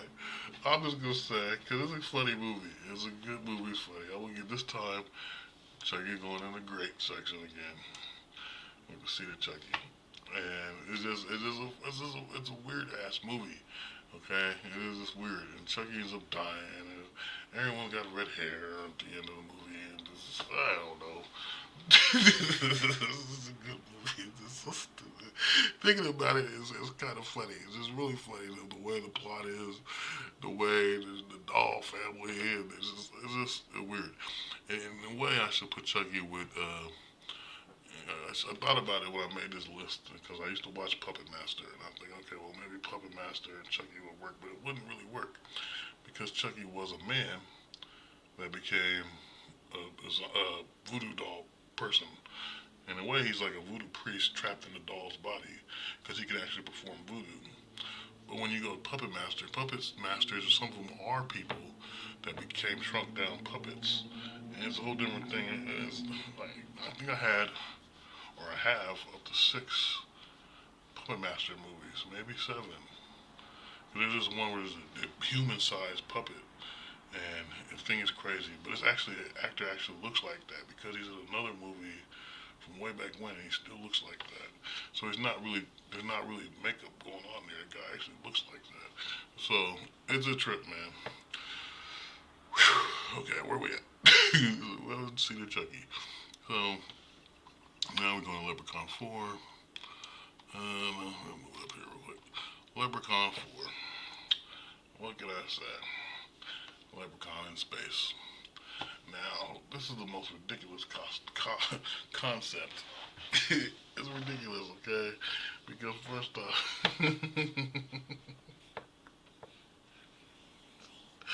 oh my god, I can't believe I'm talking about this movie. Leprechaun in space, okay? It's so stupid. It's funny as hell. Cause they make it sound like whoever created the movie designed it like it's gonna be this badass sci-fi movie.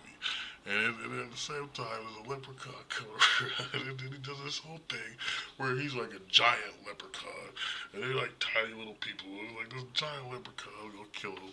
And it doesn't make sense. It's just so stupid. Oh my god, it's a bad movie. It's not that bad. It's not that bad, but it's bad because this is so weird. It's like okay, it's sci-fi horror crazy crap. And I think when they made this movie, they actually made Jason X, Jason in Space, which is also on this list. I'm not getting there yet. But just another one makes no sense. Why is Jason in space? Yeah. Why any people in space? Well, they already serial killers and shit.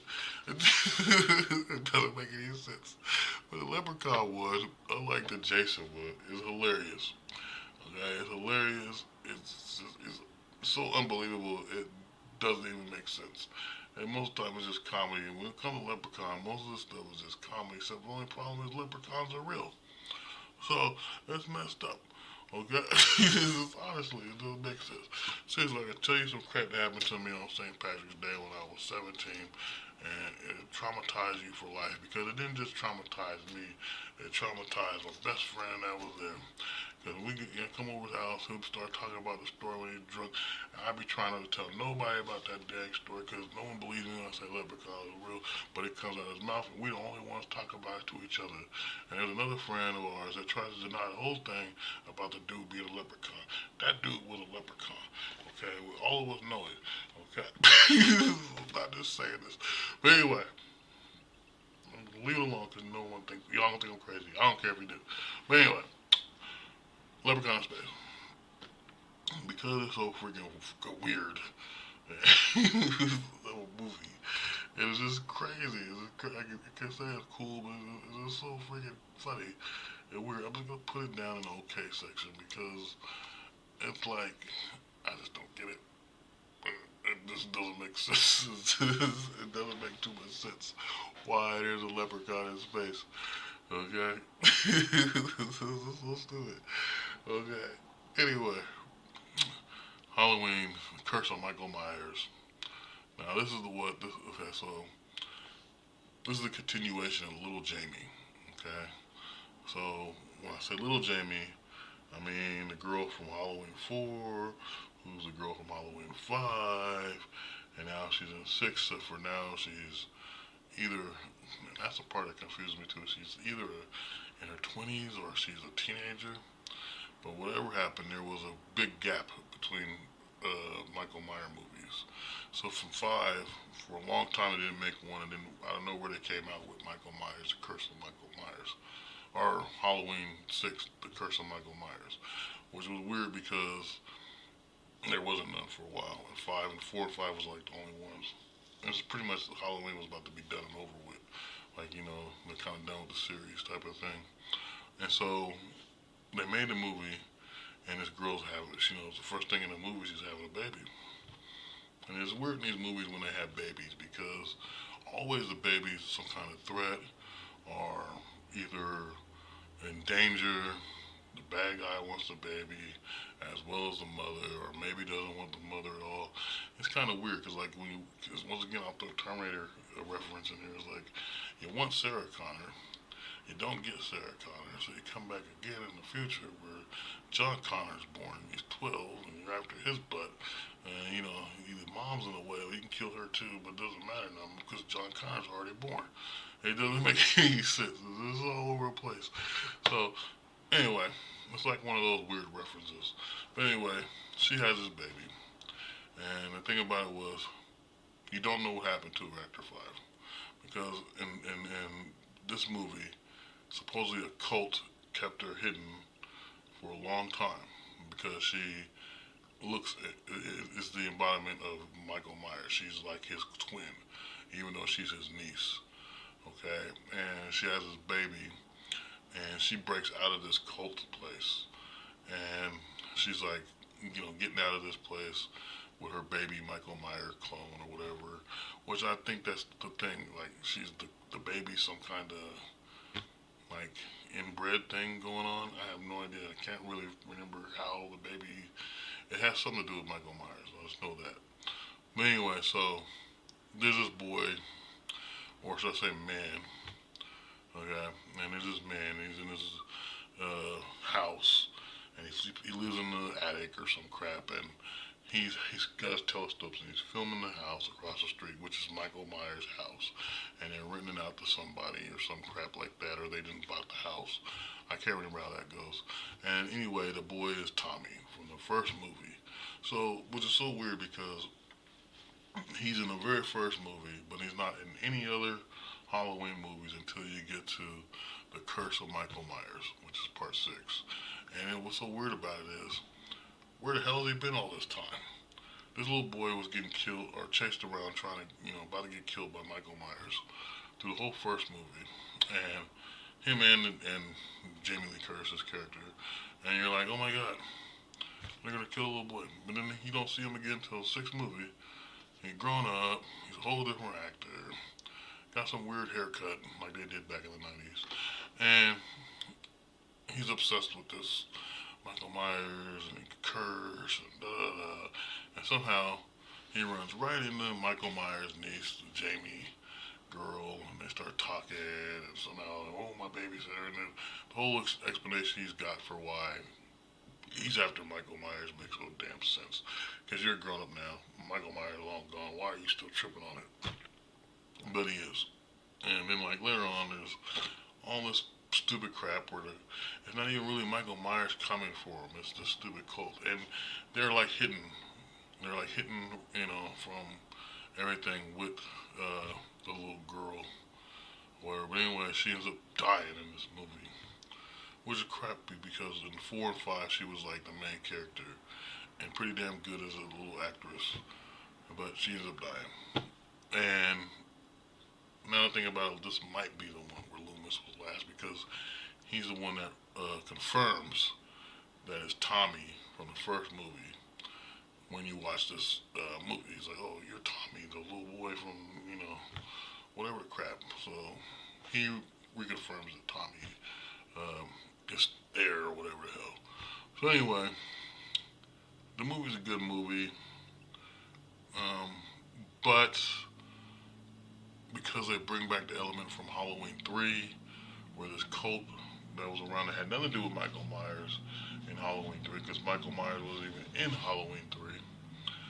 They had to find a way to tie it together with the whole Michael Myers thing in Halloween and make it to where Michael Myers was really controlled by this cult through some astrology with stars, some I can't even say it, constellation, some kind of constellation there is, and the little boy Tommy, or he's not even a little boy in this movie, but he figured it out. There's some kind of star pattern, like a Big Dipper or some crap on Michael Myers that is actually a spell or some crap. It's so confusing. It's Druid magic, okay? And Druid magic is not explained well in Halloween movies. So, with this crap, we're gonna put, I'm not gonna even say it's cool because it's just like, the stuff that happens. I really liked it, the little girl character, but she's gone. So I'm saying it's okay. It's okay Halloween movie. It's not perfect. Okay. And the cool thing is to bring Tommy back, but it's not that good. It's really not that good. So now we're moving on to what? Freddy's dead. Freddy's dead. Okay. And Freddy's Dead is a good movie. Okay. Freddy's Dead is one of the best Nightmare on Elm Street movies. And once again, the music is good in this movie. The characters are interesting in this movie. Freddy is overpowered in this movie. It's one of the movies where, kind of like with the Wishmaster, how in part 2, he's just like, everything's laid out perfect for him. He can, get wishes all day and make his powers happen.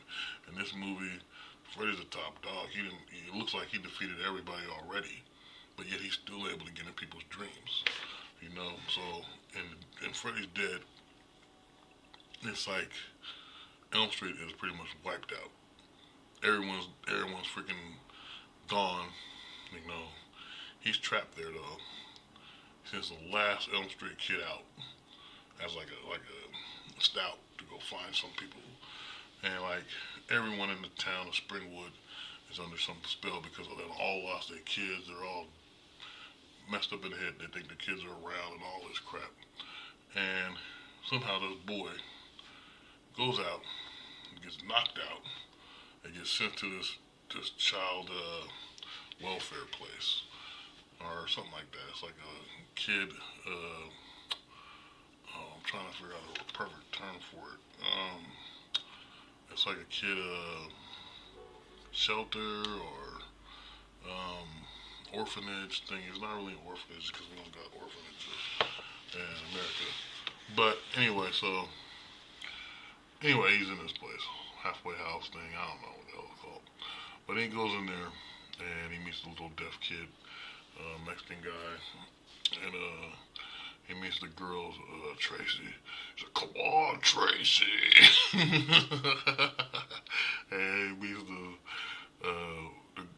therapist woman, and then this black therapist dude who actually looks like he could have been the guy Kincaid's father from part 3 and part 4.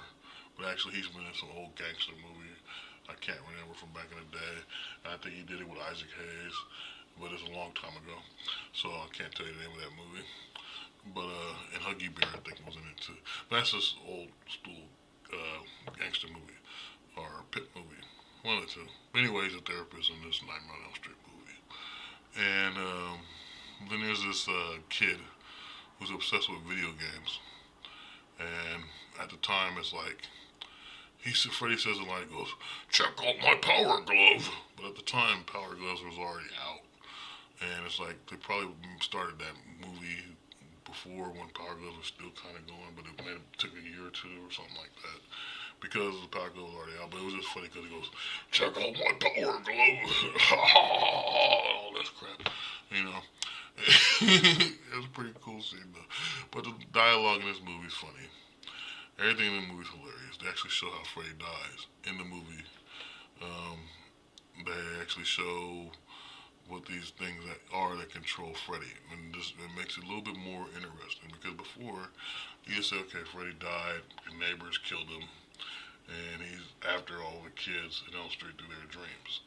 But they never explained it until you get to Freddy's Dead, where they explain that hey, he made a deal with these dream demons to come inside his mind to make it to where he can go into people's minds and destroy them by the dreams.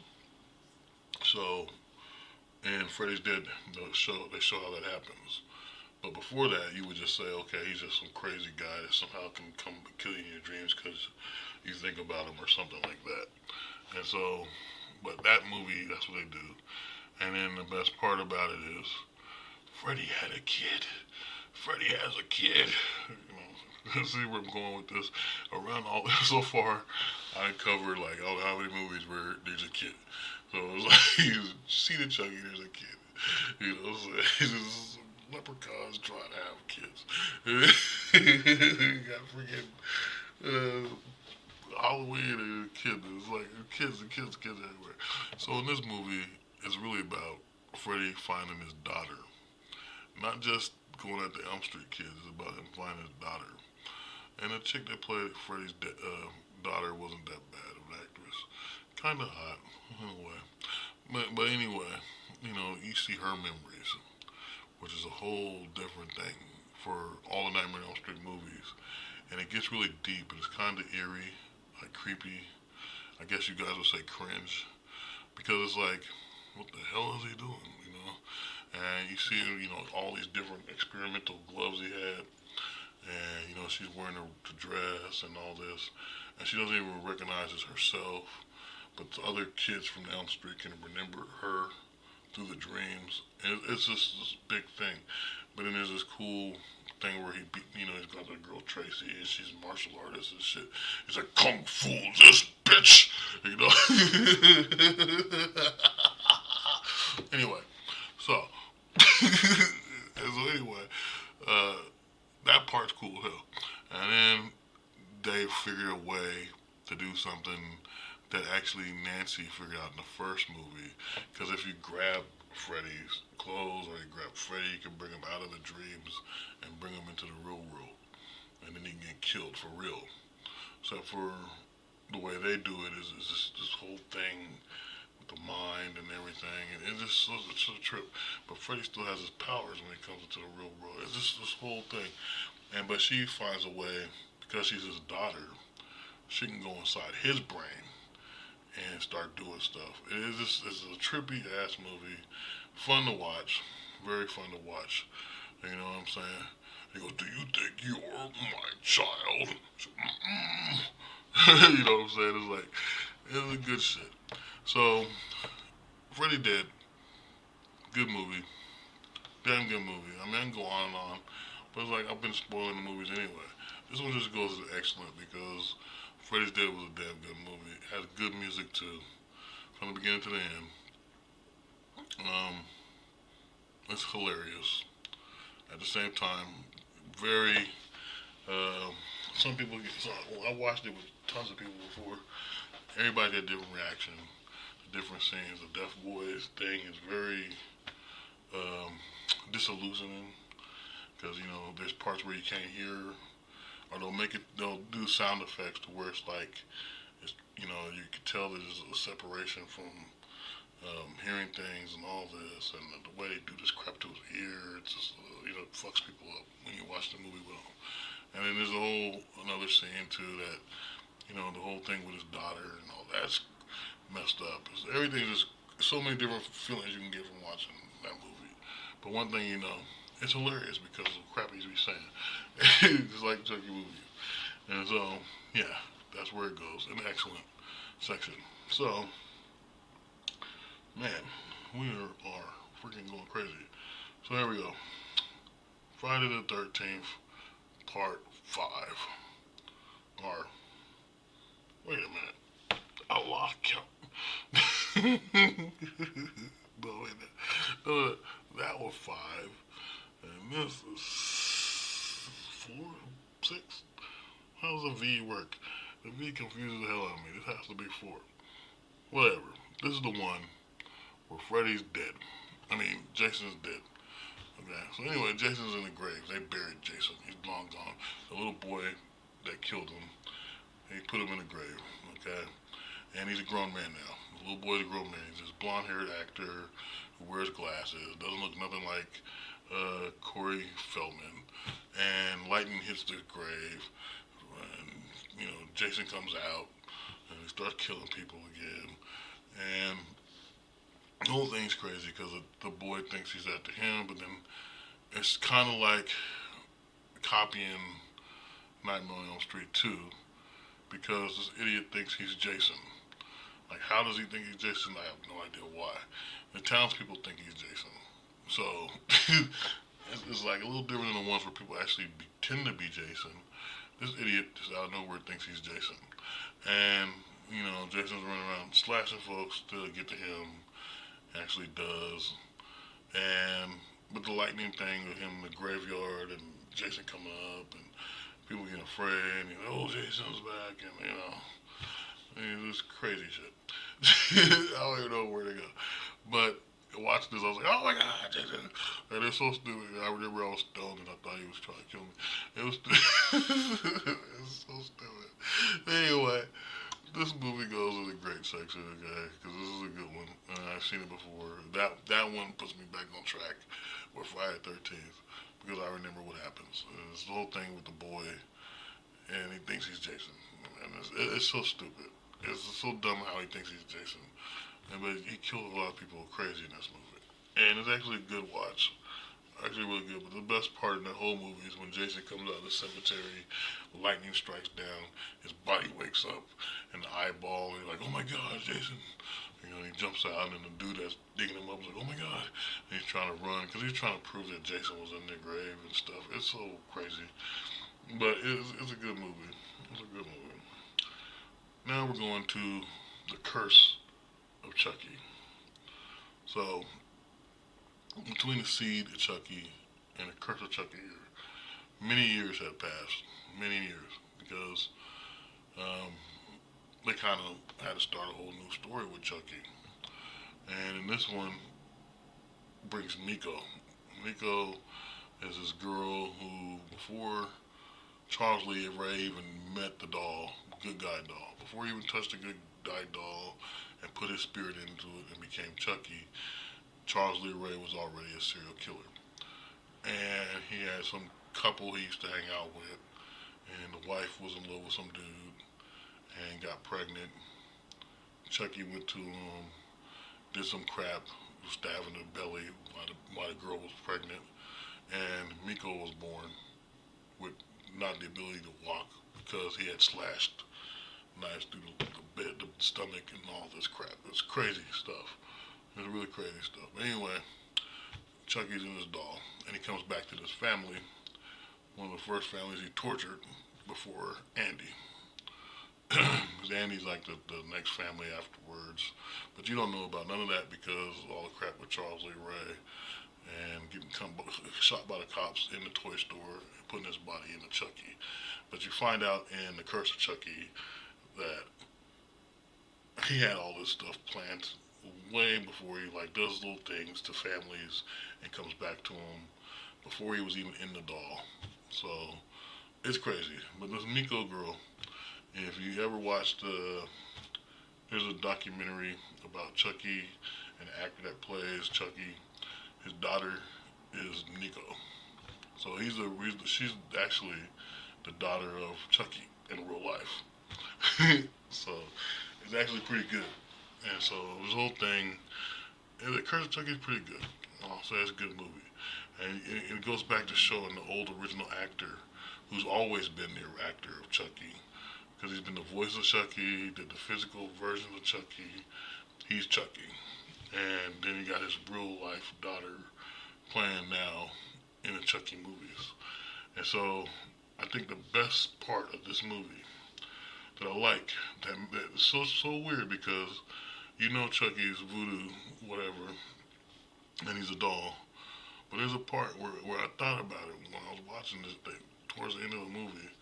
and he's got the little girl there, and he's like, oh, let me show you something, and he starts putting his hand up, and he's doing this spell, and he's like, umbala, imbala, and all this crap. I start thinking, that's a cool concept, though. Like, you got like a Buddhist priest that's trapped inside a doll. Is there something that's truly eerie about it? And the reason why I came up with this concept was because they came out with the other Chucky Child's Play movie, or at least the concept for the Child's Play movie, which I ain't got to yet, but I'll get to it. But it was just like, how creepy is this that you would actually put someone that can do voodoo magic trapped inside something? Because there's no such thing as voodoo dolls. So if you think about it, Chucky is a voodoo doll, but not just a voodoo doll, but a voodoo doll that's got the spirit of a voodoo priest inside of him. That's actually a serial killer. It's so much layers on top of layers. It makes no sense, but it makes sense, kinda. It makes sense, kinda. I have no idea, but yeah. So see Chucky. I think what makes it interesting is here you got a woman who's trying to get away from Chucky, who's in a wheelchair, and you learn a lot more history about Chucky, about before how he was, what he drove, all kinds of stuff. So The Curse of Chucky is a good movie. Another one where I will put as great because it's actually a great movie. It's pretty great because just the way you learn about how Charles Lee Ray was before he became Chucky. It's really interesting. So I like that one. Moving on, we ran out of Puppet Masters. Witch Masters, and ran out of Candymans. We still got Leprechauns. We got Halloweens. We got Friday 13th. Nightmare on Elm Street's almost done here, and we still got Charlie Ray. So here we go to the most ridiculous. You get down. Leprechaun in space is ridiculous. Leprechaun in space is ridiculous, y'all. It's silly. Okay, we already talked about it, but Leprechaun in the Hood is even more funny because it's like mixing the two together is hilarious. You got hood talk, and hood slang mixed with Leprechaun Irish lyrums, and this there's a whole bunch of Irish jokes and stuff. And it's just so funny because you're mixing the two together. And Ice-T's in the movie. He thinks he's this big drug lord pimp or something. It's been a minute since I've seen it, but it's still funny. Because back when Ice-T was thinking he was hard. And it's a silly movie, man. And so, Leprechaun in the Hood, funny. So I'm gonna say it's cool. It's a cool movie, and Leprechaun is funny, and it's just hilarious. So I get in the cool section because it's pretty cool. It's a cool movie to watch if you want to laugh and be like, "What the hell?" And it doesn't make any sense that he's in the hood and he's got their people, and it's just funny. It's always about the gold though. So many years after the curse of Michael Myers, you got Halloween H2O. This is Jamie Lee Curtis's real return back to Halloween. And it's all after she did True Lies and all this. She became big again. She blew up because of True Lies with Arnold Schwarzenegger and stuff. Which I don't know why, okay? It's not that. A lot of people sweated that movie, but it's not that serious of a movie. But this movie had LL Cool J in it, which was funny. She has her own son, who's a hockey player or some crap. I don't know. Then they got the boy from Third Rock from the Sun, which now he's in everything. He's been in everything. He's been Batman's sidekick. He's been Bruce Willis in another time period. He's been in all kinds of stuff. Now I can't remember his name, but he's been in everything now. But anyway, back when this movie came out, he was supposed to be the friend. He ended up getting killed, and Jamie Lee Curtis is like, "Oh, my brother, Michael." I think this is the one where they actually cut off Michael Myers' head. And you're like, what the hell? They cut off Michael Myers' head. And like, LL Cool J is like a security guard and gets killed and stuff. Now, what bothers me about this movie, like I said, the little girl Jamie in part 4, part 5, and she dies in 6. They don't. She's erased After the curse of Michael Myers, she's erased. There's none of that happening. This woman has a son and doesn't take credibility or even acknowledges that she had a daughter that she left back in Haddonsfield or whatever it's called. She was like, it never happened. Who's this girl? What are you talking about? You know, it's like that never happened. So that bothers the hell out of me. Even though I know new writers, whatever, but come on, like sticks to the story, makes some sense. That makes no sense to me, not at all. And after they cut his head off, why are you even making more Halloween movies? But they did. I don't know what it is. People want to watch these two old people go at each other, one with a mask on. It's not terrifying. After a while, it's like, pfft. And that's later on, not this movie. But this movie, she was still kind of young. He's still young, but whatever. So Halloween H2O, only because LL Cool J's in it and a couple other actors, I will say it's okay. I'm not gonna give it oh, this is a big movie because a lot of people like this movie, and I was like, I watched it. The thing the last thing that bothered me because I watched Halloween movies, and I just like it doesn't make any sense that this girl is erased and it's supposed to be her daughter. And yes, she changed her name. She's in hiding, so Michael couldn't get her. But if a guy has got a supernatural killing spree going on, where he's controlled by some druid, uh, astrology crap going on, I can't even think of the term for it. I want to say archaeologist, but that makes no sense. But astrology, there's some weird crap going on with astrology and druid crap. And why changing your name is going to make a difference? He's drawn to you because you're his relative by blood. Somehow the spell works because you're blood. It's how magic works. Yeah, blood magic. Okay. So anyway, that's Halloween H2O. I'm not even getting so deep into it because it was just like a gimmick, I'd say. Something to get people to get in there with the fans. Same thing with the Seed of Chucky. I mean, with the red men in there, a lot of flashy stuff. This is a gimmick to get people to like the character again. So moving on, we got a New Nightmare. New Nightmare isn't Robert Englund as Freddy Krueger, and it's this guy who plays Freddy for a hot second. Now, what's interesting about this is this is actually the seventh Nightmare on Elm Street film, and it came out like in the late 90s. I remember like 98, maybe somewhere in there, 98, 99. And the thing about the movie was he brought Nancy back from the very first movie. From the first movie, and the last time you seen her was in part three. The Dream Warriors. And then you brought what? You brought fucking John Saxon in. And the thing about it was they weren't playing just Nancy or John Saxon's character in the movie. They were playing the actors. They're playing themselves as actors. So it's like they're actors playing themselves, playing actors that are turning into their characters, and it was weird. So it's like it's not really weird. It's just in the sense of odd because here they are. They're actors. They're pretending to be themselves on film, as well as um, turning into their characters. Because in the story, Freddy comes out of the story that was written or whatever in the movie.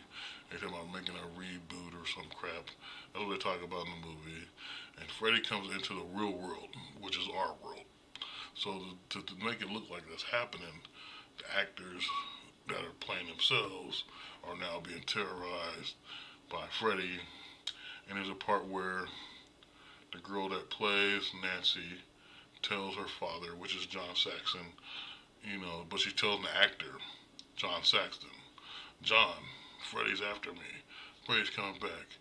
And he calls her Nancy, which lets her know that that she's in the movie. She's no longer in the real world, or Freddy's pulling her into some weird crap dimension thing.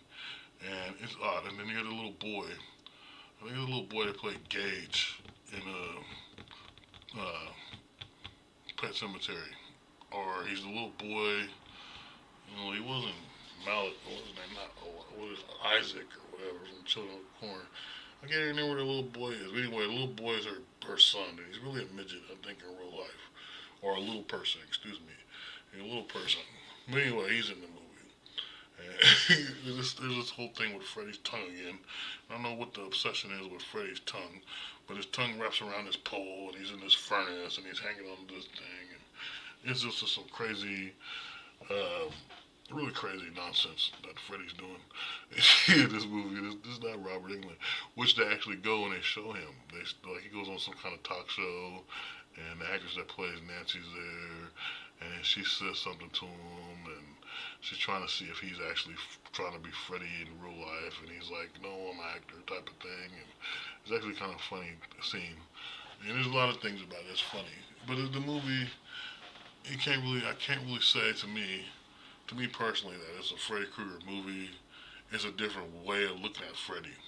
If you were to say you wrote a story, the story's bigger than life now because Freddy's a celebrity, and somehow the story you wrote came to life, and a way where the character can jump out the pages, out the camera because he's a film character, and able to come after the actors that played within the film and read the dialogue.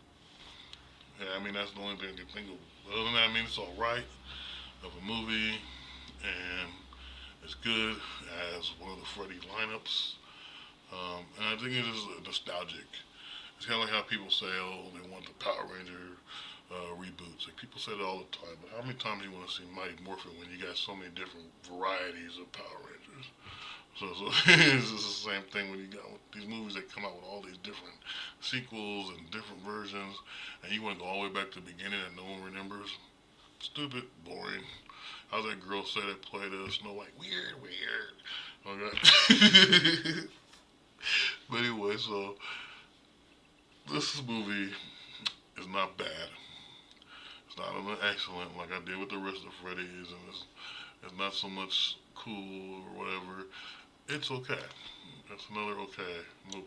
So, New Nightmares goes in is okay because it's trying something different and it's nostalgic because they're bringing back John Saxon, the girl that played Nancy, and other characters that were in the old school first movie, and it's pretty good. Even though it still would have been cooler too if they added the actors from Dream Warriors in that movie because they were with Nancy character or actress before and they dealt with Robert Englund too. Robert Englund's in it, so it's still good. So anyway, classic legendary character. People always remember him as Freddy Krueger because without him, Freddy would be lame. So move on. See, we're almost there. We're almost there. We're almost out of Leprechaun movies. So here we go. Now we got what's this? So Friday the 13th. This is 6, I think. Friday the 13th, 6. Now this one I've seen a bunch of times. I know this one. I know I've been off track with the past 3 Friday the 13th movies because it's been so long. Like a lot of these other ones I've seen a billion times. And Jason movies is mostly when I was like in the 80s when I was really little. I used to watch them, you know. I remember when I was 10, and this is a side story. But I remember when I was 10, my mom was like, because at 4 I was like superheroes, comic books, video games. It's always been my MO, even now. As old as I am, I should be ashamed of myself. I still like video games. I still like comics, and things like that. But when I got like 10, I was like really obsessed with horror. And mom found out because she was an anesthesiologist, and so she would go to work at 4 in the morning. And we used to have this big screen TV in the back. It ain't like these flat ones you guys got now. It was a big ass one that like a giant box in your living room. And I would be up at night watching horror movies. And I was supposed to go to school the next day. So like, that's what started my, I guess, my sleeping disorder. Because I don't sleep at night like most people. I sleep during the day. It's so weird. I'm a freaking vampire. But anyway, I was watching like Tales from the Crypt and some other crap. First she found me watching Tales from the Crypt one night. And I was just like, oh, ha, ha, I'm laughing off the retarded jokes to the Crypt Keeper. She's like, why are you watching this? And she thought it was a weird puppet show at first until she starts seeing people kill each other. He's like, you can go to bed right now. And so it caught me that time, so I went to bed. And they the time I was watching one of these damn Jason movies. I can't remember which one. Like, oh my god, why are you watching him? Get go here right now, you know.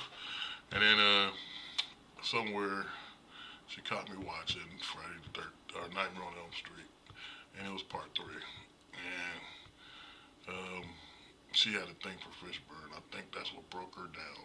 She liked Larry Fishburne. And then I was sitting there like watching it, and then she's like, "Boy, go to bed. You gotta go to school in the morning." She didn't flip out like the last two times. It was just like, "Go to bed." And when my birthday came around, like, "Here you go." I don't know why she goes. I don't know why you like watching this stuff. I don't know what it is you like about it. But here you go. And it was the first horror movie I got from her. Instead of having my friends try to record on a blank VHS tape and give it to me, it was Nightmare on Elm Street, The Dream Master. And I was happy I watched the hell out of it. I ended up getting part three too the same year. So I just kept watching. I was horrible at that. I just watched horror movies like crazy. Now I don't watch as much like I used to, but I used to love horror. I still have a shitload on VHS. But anyway, back to what I'm saying. Now just that all actually happened. It all actually happened in my life. But anyway, Nightmare on Elm or Friday the 13th Part 6 is about this girl, and she goes to Camp Crystal Lake. Now, her story is odd because when she comes about, the boy that killed Jason, who's been in multiple movies, is gone. Just like the Jamie chick in Halloween. He's irrelevant now. This girl comes to Camp Crystal Lake. The therapist is bringing her there to prove her wrong that there's no Jason, but somehow she had a previous history with Jason that you've never seen in any of the Jason movies or Friday the 13th movies. It's like, it doesn't make any sense. She has this previous history that only she knows and the writers know because they wrote the crap. And it's actually a good movie though. It is so it's like Jason. And here's the thing about Jason that trips me out. Okay, I have to say this. Okay, every freaking movie, pretty much, he's always getting took to the lake. He's getting chained up, and that's what happened in the one before this. That's where they train him up in this big old chain, and he's struggling, and he gets underneath the water, and like all this crap is happening to him. It's like between him and Godzilla, they always end up going in the ocean, and then somehow they come back. Like you don't kill them, you just put them out in the ocean, and they're supposed to die or drown or whatever the hell, but they keep coming back. So I don't understand why they keep trying to drown him in this damn lake, Crystal Lake. Okay, it just doesn't make any sense. So in this one though, the girl's got psychic powers somehow, and she had a previous history with Jason, and this therapist is really trying to con her. Like there's like two therapists or her aunt. One of them's like related to her, or some crap like that. She's falling in love with some boy. There's some dumbass teenagers getting killed.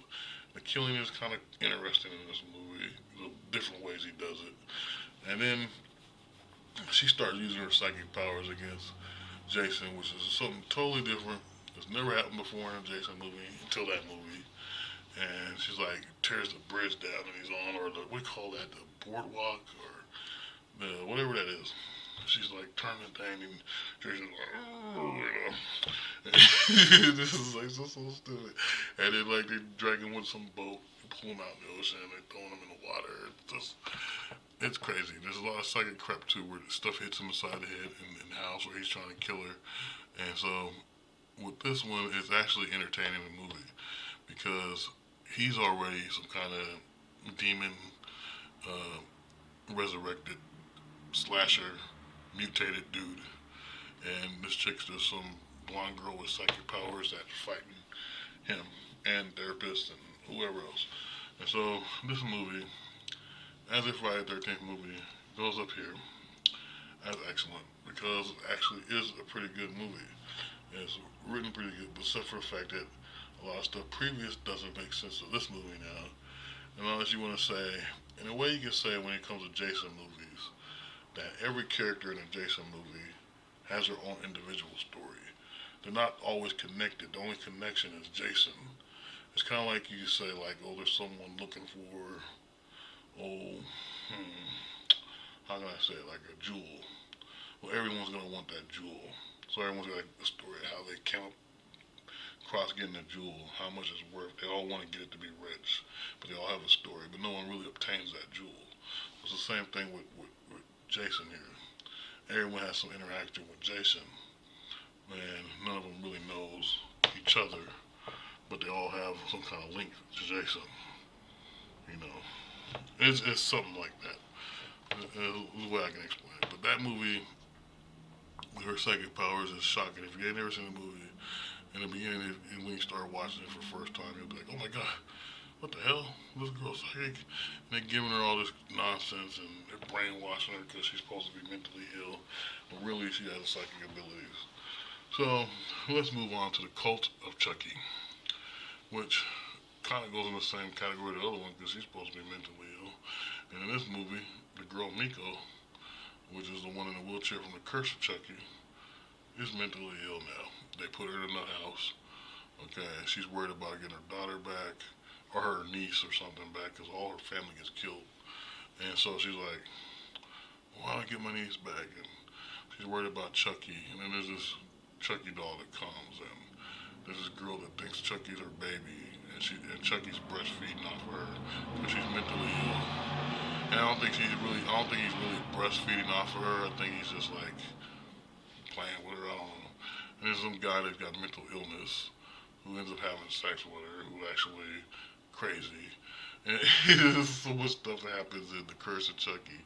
It's just so weird because everyone's mentally ill, and then there's a grave Chucky's supposed to be at, and then another Chucky, and Jennifer Tully's playing this like totally different character, but she's still Jennifer Tully. Although she's supposed to be Tiffany, it's confusing with Tiffany and Jennifer Tully thing by this point. But at the same time, Chucky is everywhere. Everyone's crazy, and this girl's trying to prove to everybody that she ain't crazy. There's just so much going on.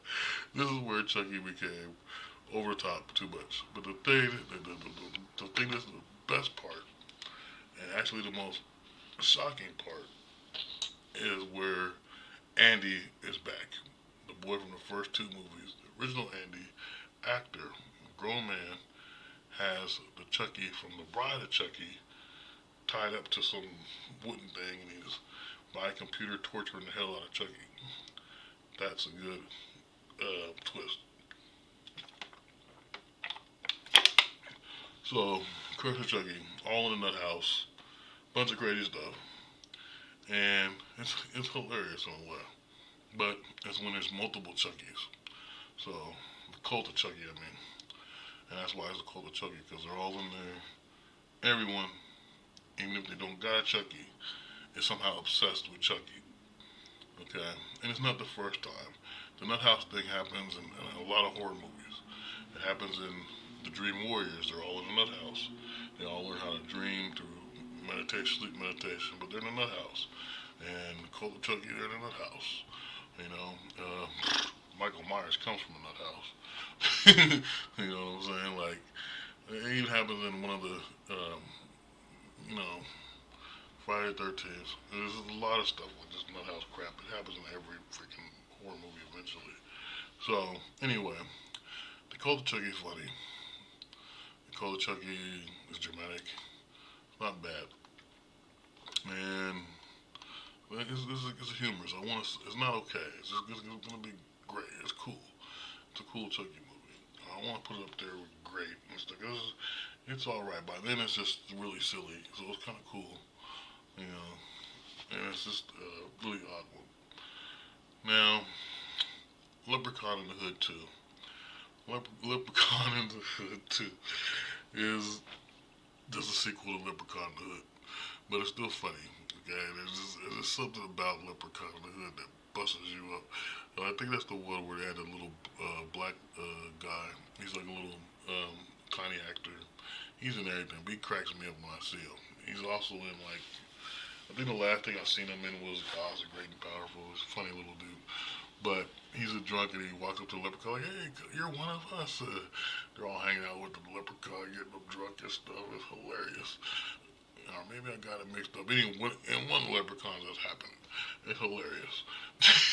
So I'm gonna tell you, Leprechaun 2 is funny to watch, especially the whole crap with this hood nonsense going on. It's like they wrote a hood movie around the Leprechaun, and the Leprechaun just pops up every now and then like a guest star. That's how it feels like when I watch Leprechaun 2, because it's like I'm watching like I don't know, man, Poetic Justice or something. I'm watching some kind of old school hood movie, and I know where a guy goes, "Hey, you got my gold coins, you got my shillings." Like what the hell? It makes no sense, but it's funny as hell. So I was saying, yeah, it's cool. You know, it's cool. It's cool. Okay. And let's see, Halloween. What is the Resurrection? Halloween, or whatever the hell this one is. So this is the other one where Jamie Lee Curtis comes back in, which doesn't make any sense because we already lost Michael Myers, but head got cut off H2O. But yeah, he comes back again. Uh, I'm trying to think, which one was it where? Oh no, I'm thinking of Jason. I'm thinking of Jason. That's be Jason goes to hell. In one of the movies, is Jason goes to hell. Hold on, you're traffic. You're drowning me out, people. So anyway, I think this is the one where the ambulance guy gets possessed with the spirit of Michael Myers. Anyway, it's kind of the same plot of H2O, except for I think this one has Tyra Banks, if I'm not familiar, or if I'm remembering, Tyra Banks got popular, so let's put her in a Halloween movie. Why?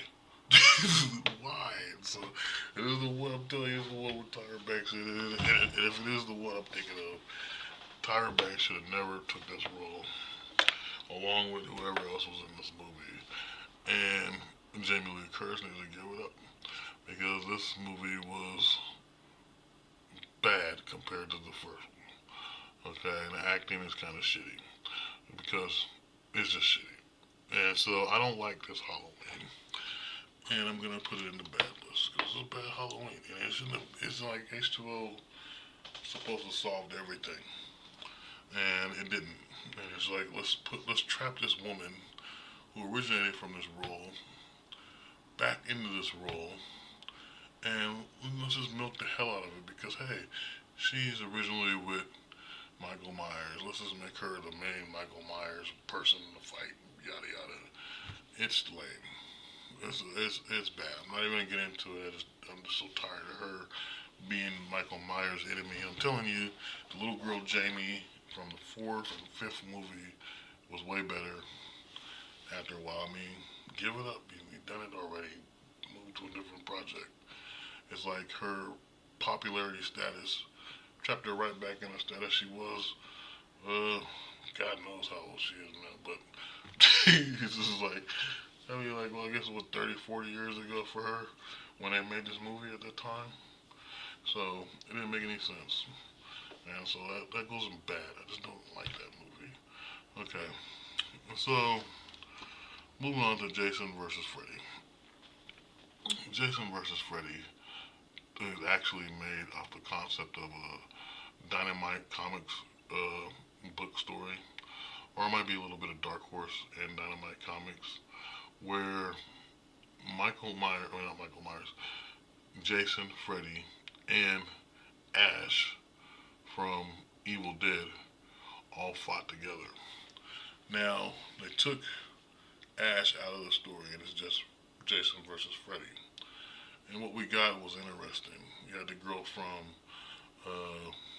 what do you call it, Ginger Snaps that played the werewolf girl as a scream queen in this movie. Pretty good for a younger generation of scream queens. One of the girls was from Destiny Child. One of the actresses was from Destiny's Child. And then you had some other actors that are popular now.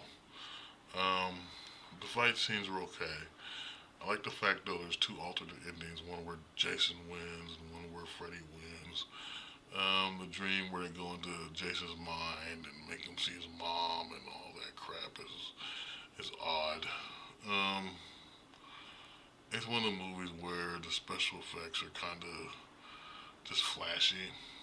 It doesn't really have too much of a big meaning to it. There's some alright fight scenes between the two, but honestly, it would be more interesting if we put Michael Myers against Jason. It would make more sense because they're both similar.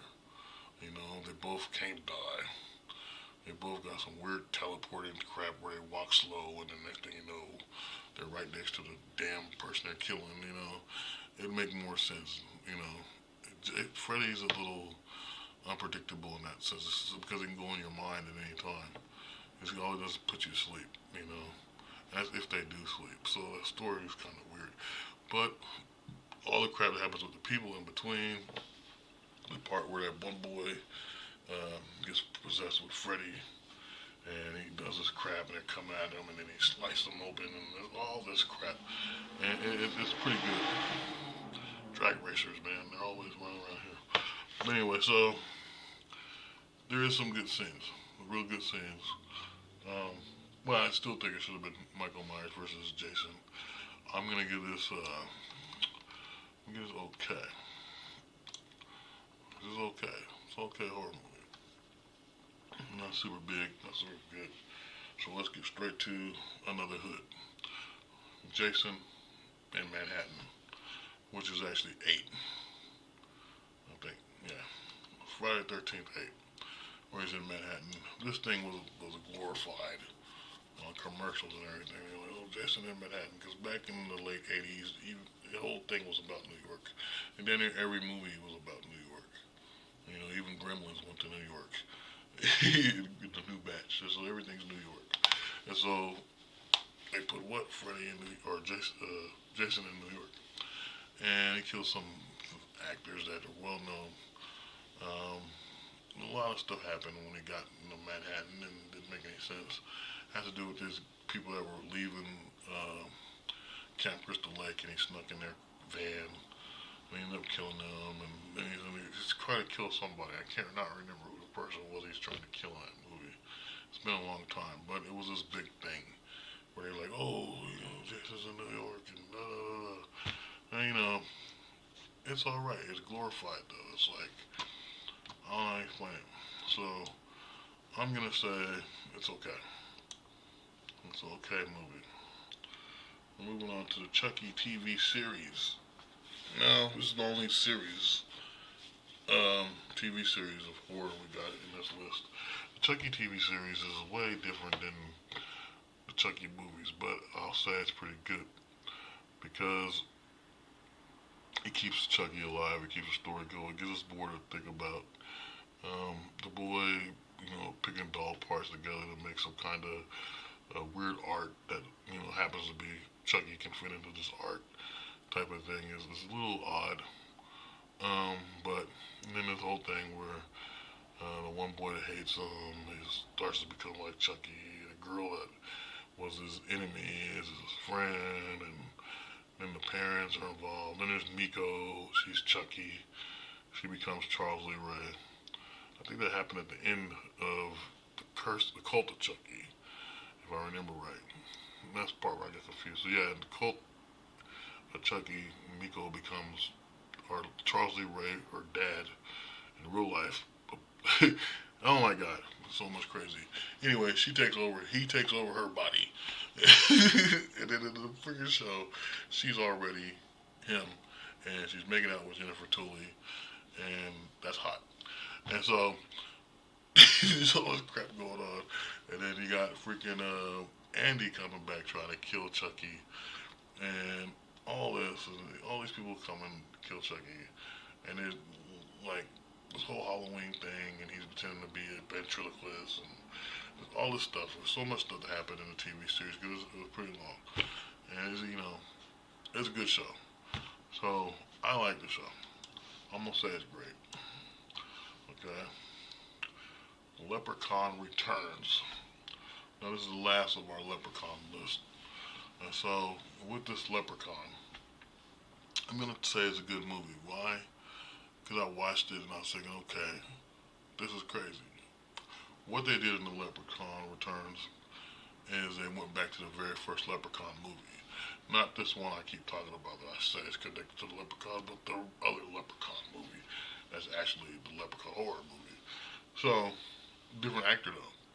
This is like a little Mexican guy, not the little guy that played Willow. The guy that played Willow is actually the Leprechaun, which is this guy. Okay. But anyway, the Return of the Leprechaun is a little Mexican guy, and he did a damn good job. I would have never guessed.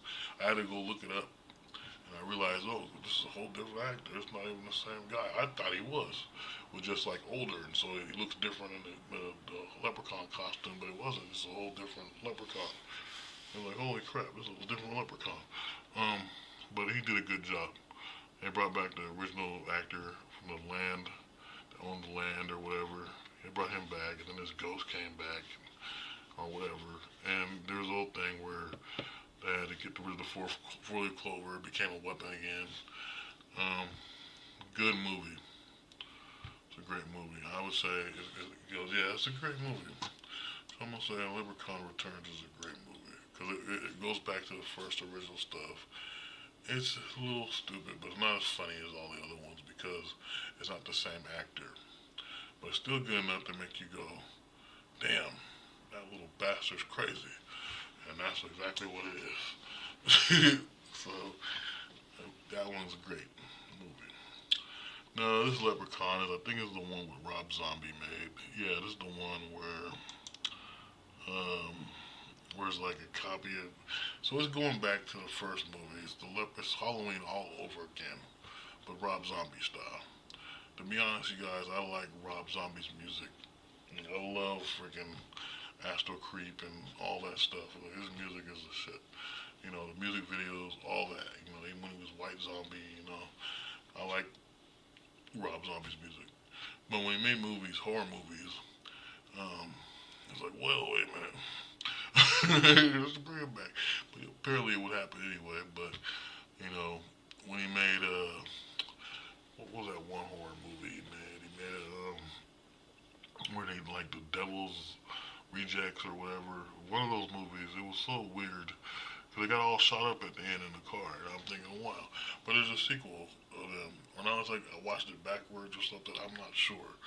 But it was a trippy ass thing. Where the clown is the killer dude, but he's an actor.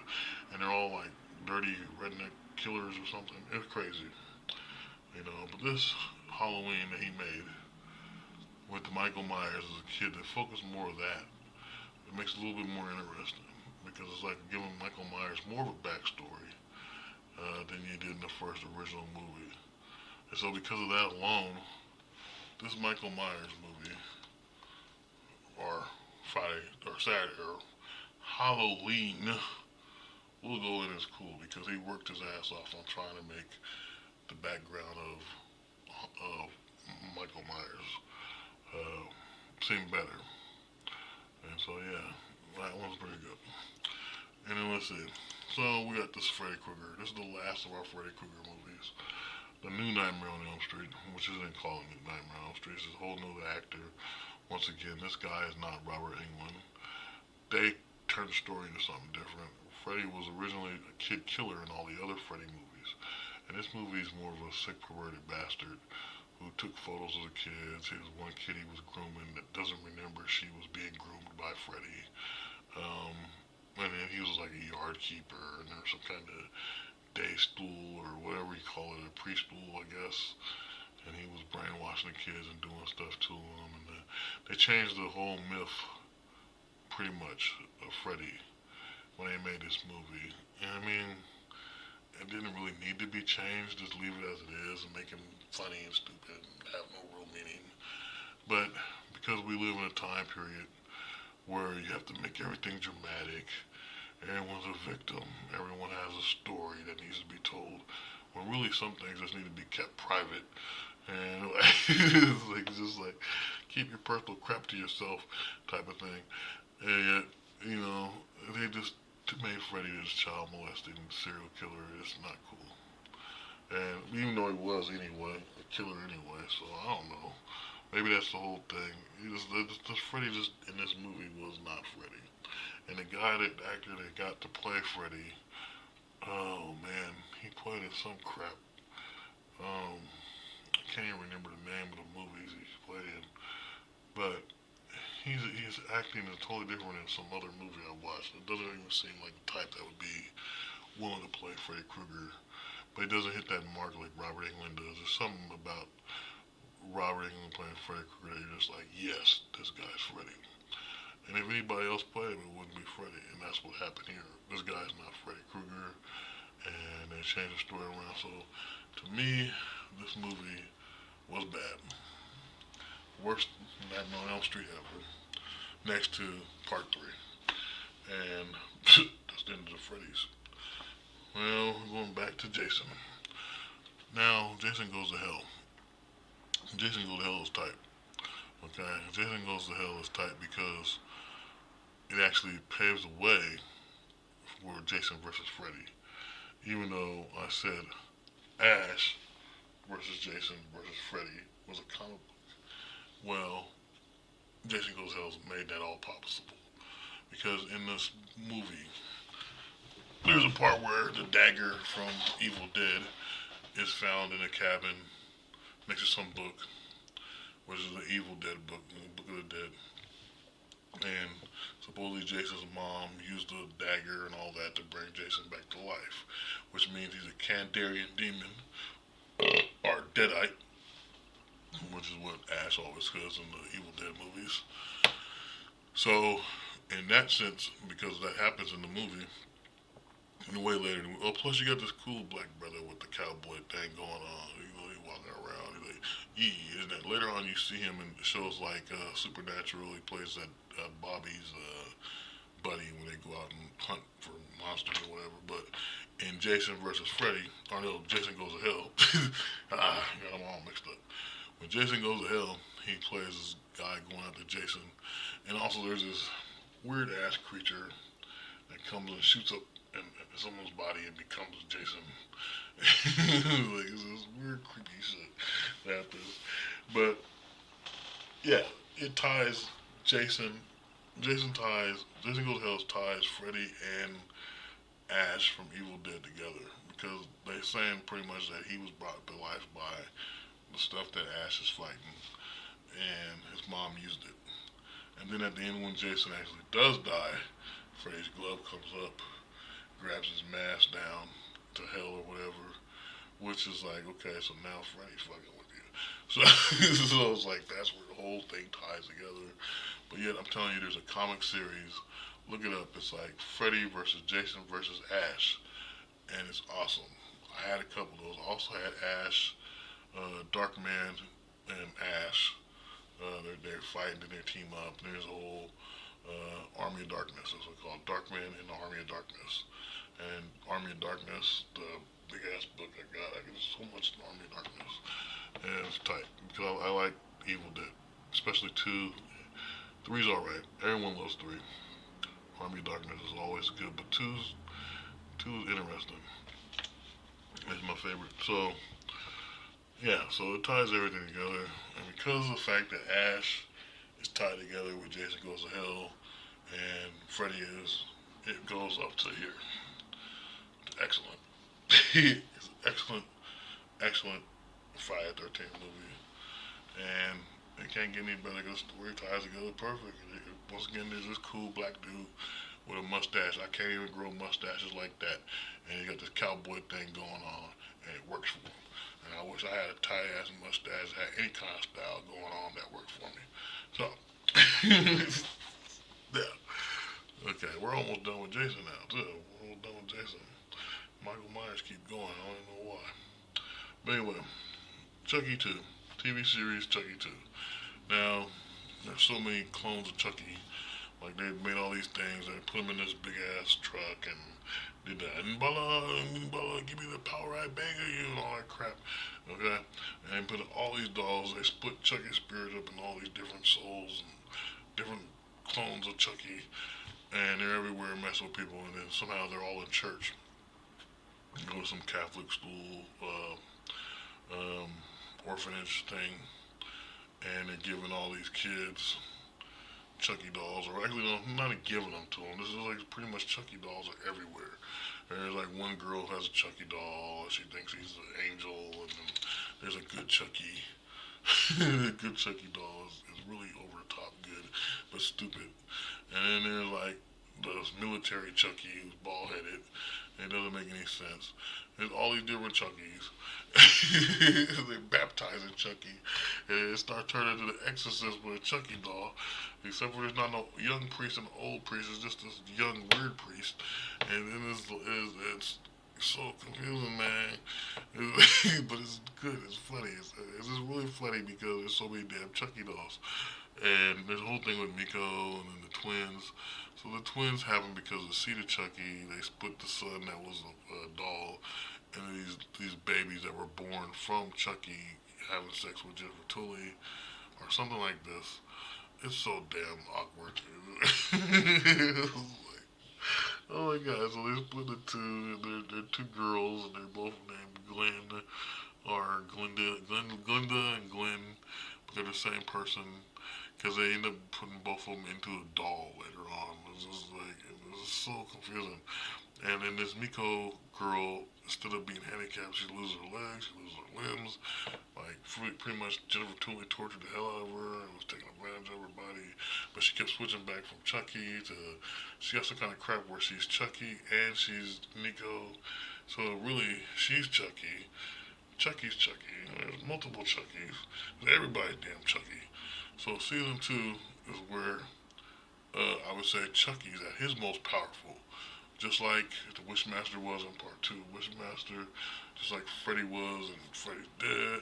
Like, just like I mean, he's at his most powerful. Like in all these movies. So he's at he reaches max power potential in season two of Chucky because everybody's Chucky. Everyone's trying to kill him. It's just a lot of stuff. And it's pretty good. So I will give Chucky season two of Chucky excellent. It's excellent because they went overboard. I mean, Chucky knows everything. He's everywhere. He's dealing with Andy because Andy's still around. He's dealing with Andy's friend from whenever she was a kid. And all this crap he's dealing with. All this, and then you got Jennifer Tully doing crap and their kid doing stuff. It's just crazy how much stuff Chucky was doing. So, Halloween 2, which once again I think was made by Rob Zombie. I've seen parts of this movie. I'm not gonna say it's super bad. I'm not gonna say it's super good. I'm gonna say it's okay because, like I said, this is overkill. But once again, what he does is he's retelling Michael Myers in a different way, but he's making him more violent. If you ask me, way more violent. More gruesome and violent. So I'll go on and throw it over here. Wait, it's okay. It's okay. Okay. Jason X. Jason in space. Why is Jason in space? It's just like the leprechaun. Like, put him in space. And then after they put him in space, they give him this funny ass mask, this metallic mask thing, and there's some crap with ice or something. I can't remember with the gun. It was so weird. It was so Jason in space, okay, because it's too out there. It's too crazy. It's just I can't say it's. I want to say it's bad. I really do. But there is some good scenes. This one's kind of hard to decide because there's some good scenes in there, but then at the same time, it's just so stupid. Like certain scenes is just so stupid. I'm okay. I'm just gonna say it's okay. It's okay. I don't know, but it's stupid. It's stupid. Okay. So anyway, that was stupid. Which brings us back to Chucky again. Now we're at Chucky because now we're almost done with Chucky, and we still got three more freaking Halloweens. Oh my god. All these fake Halloween movies. Okay. So Chucky season three, which is the last season of the Chucky TV series. Which is sad because they start them off every Halloween. I was kind of getting used to them. I was waiting for part four. But in Chucky 3, what happens, Chucky's getting old, he's dying. And it's because in part 2, he got baptized and the demon or whatever that he worships doesn't like, it's like being poisoned by something. That's the way they explained it.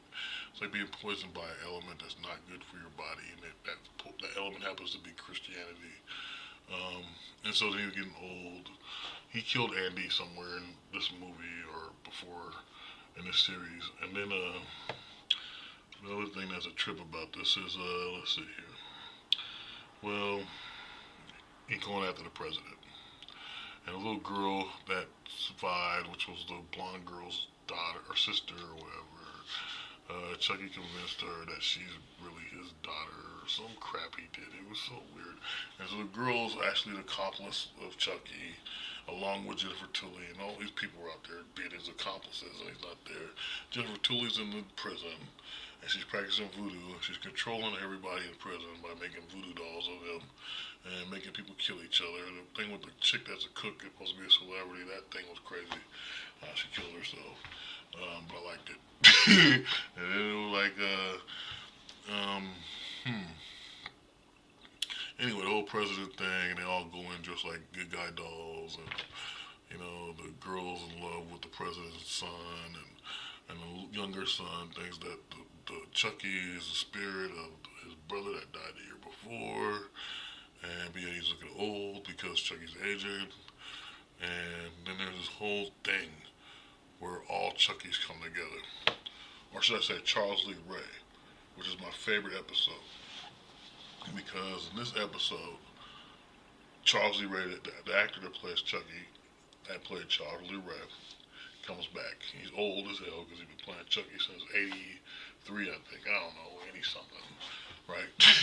But anyway, he's back, and they do all the versions of Chucky. Because through the series, you see Chucky or Charles Lee Ray as before he became Chucky. When you see Jennifer Tully or Jennifer before she becomes, or Tiffany, I should say.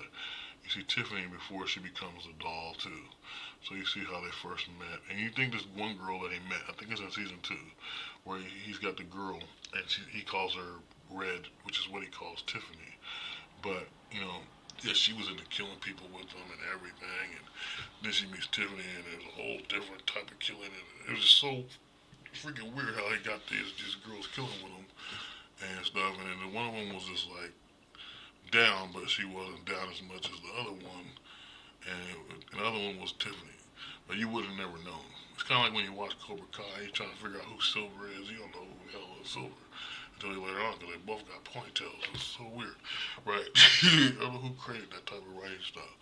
But anyway, so this sequence, Chucky's pretty much dying. And there's all these versions of Charles Lee Ray. When he's a teenager, when he's a 20-year-old, when he meets Tiffany, there's the old version, there's the Chucky and the doll version. There's all these different ones. And then when he goes in to talk to the demon is in Chucky's body. And there's just so many Chuckies. And it's all these different Charles Lee Ray. But it's a good episode to me because it's like he finally getting to understand himself, the characteristics of himself, and all the different versions and why he is the way he is before he becomes back to being who he is. And it's just, I don't know, TV is different, but it's still good cinema. And so, season 3 of Chucky, even though over the top of it is him trying to go after the President of the United States, I'm going to say, I can't say it's excellent. There are some episodes that are really stupid, especially with Miko, for some reason, and Tiffany. So, I will say, I'll give it, it's okay. It's okay because of the stuff that happens and some things just doesn't make sense to me. And it's just like, okay, why are we still got these kids running around now solving cases? These are actually kids dressed like good guy dolls.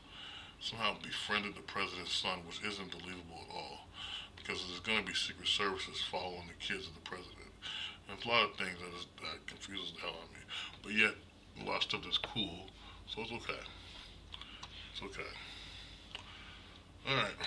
This freaking Halloween, whatever the hell number this is, which doesn't make sense.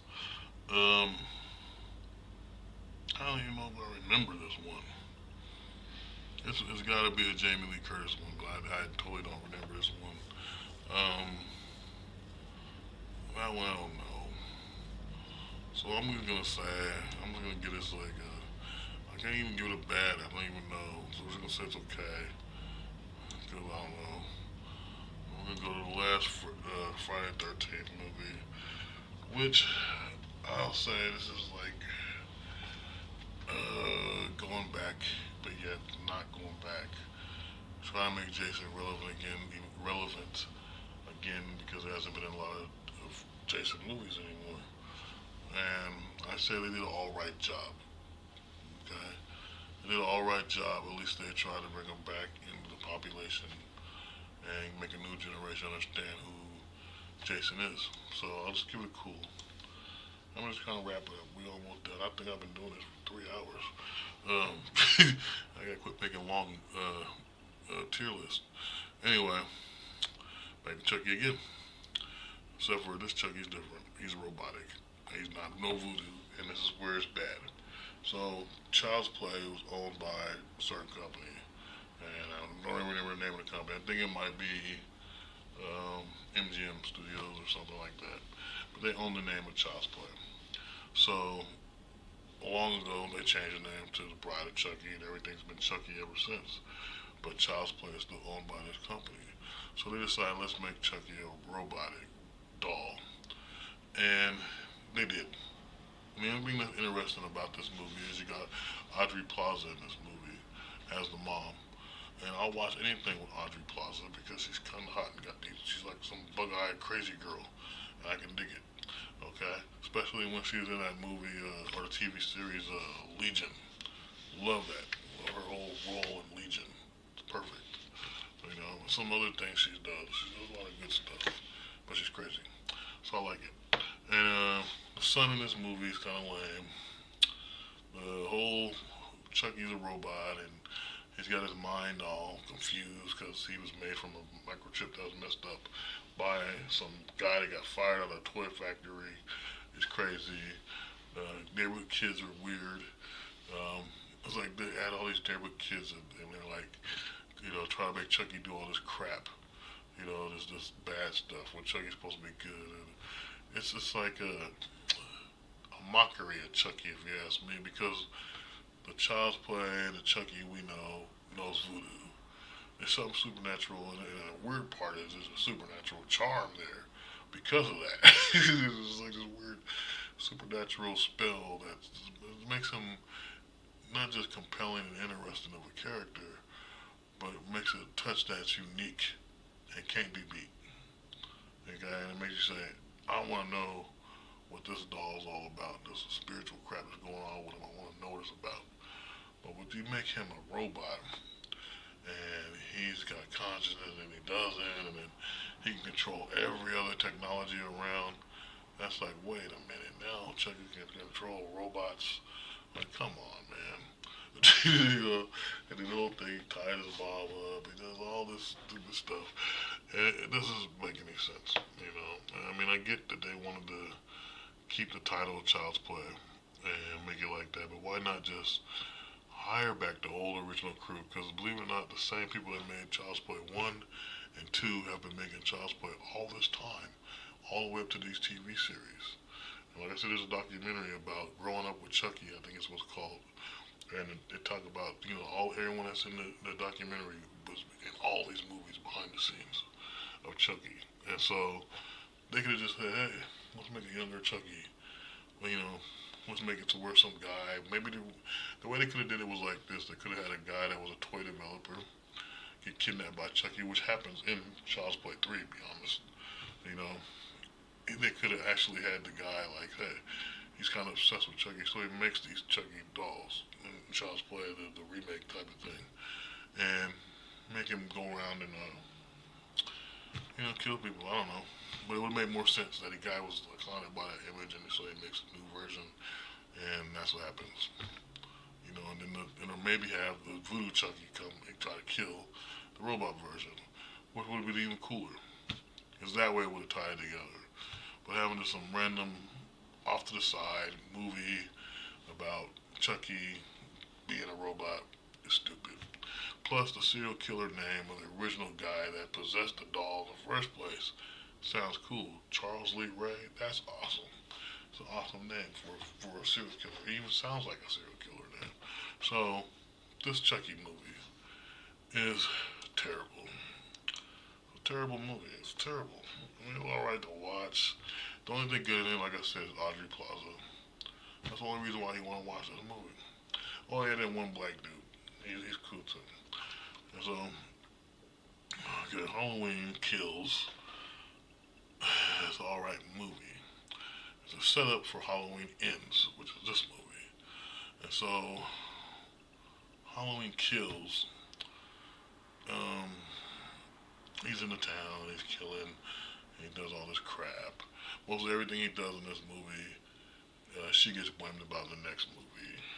They're like, oh, your brother did this, or whatever, and you're a killer, you're a daughter or sister or whatever of Michael Myers. And in that movie, there's this girl who's her daughter or granddaughter. I'm so confused by daughters and kids that's related to Jamie Lee Curtis in Halloween movies. I have no idea. But she's obsessed with a guy who starts to become a killer, who brings Michael Myers out of the. Actually, I'm talking about Halloween Ends now. So you see what I'm saying? They're all the same right there. So both these movies are the same to me because it's like one leads up to the other one. Okay, so either way, I'm gonna wrap them up like this.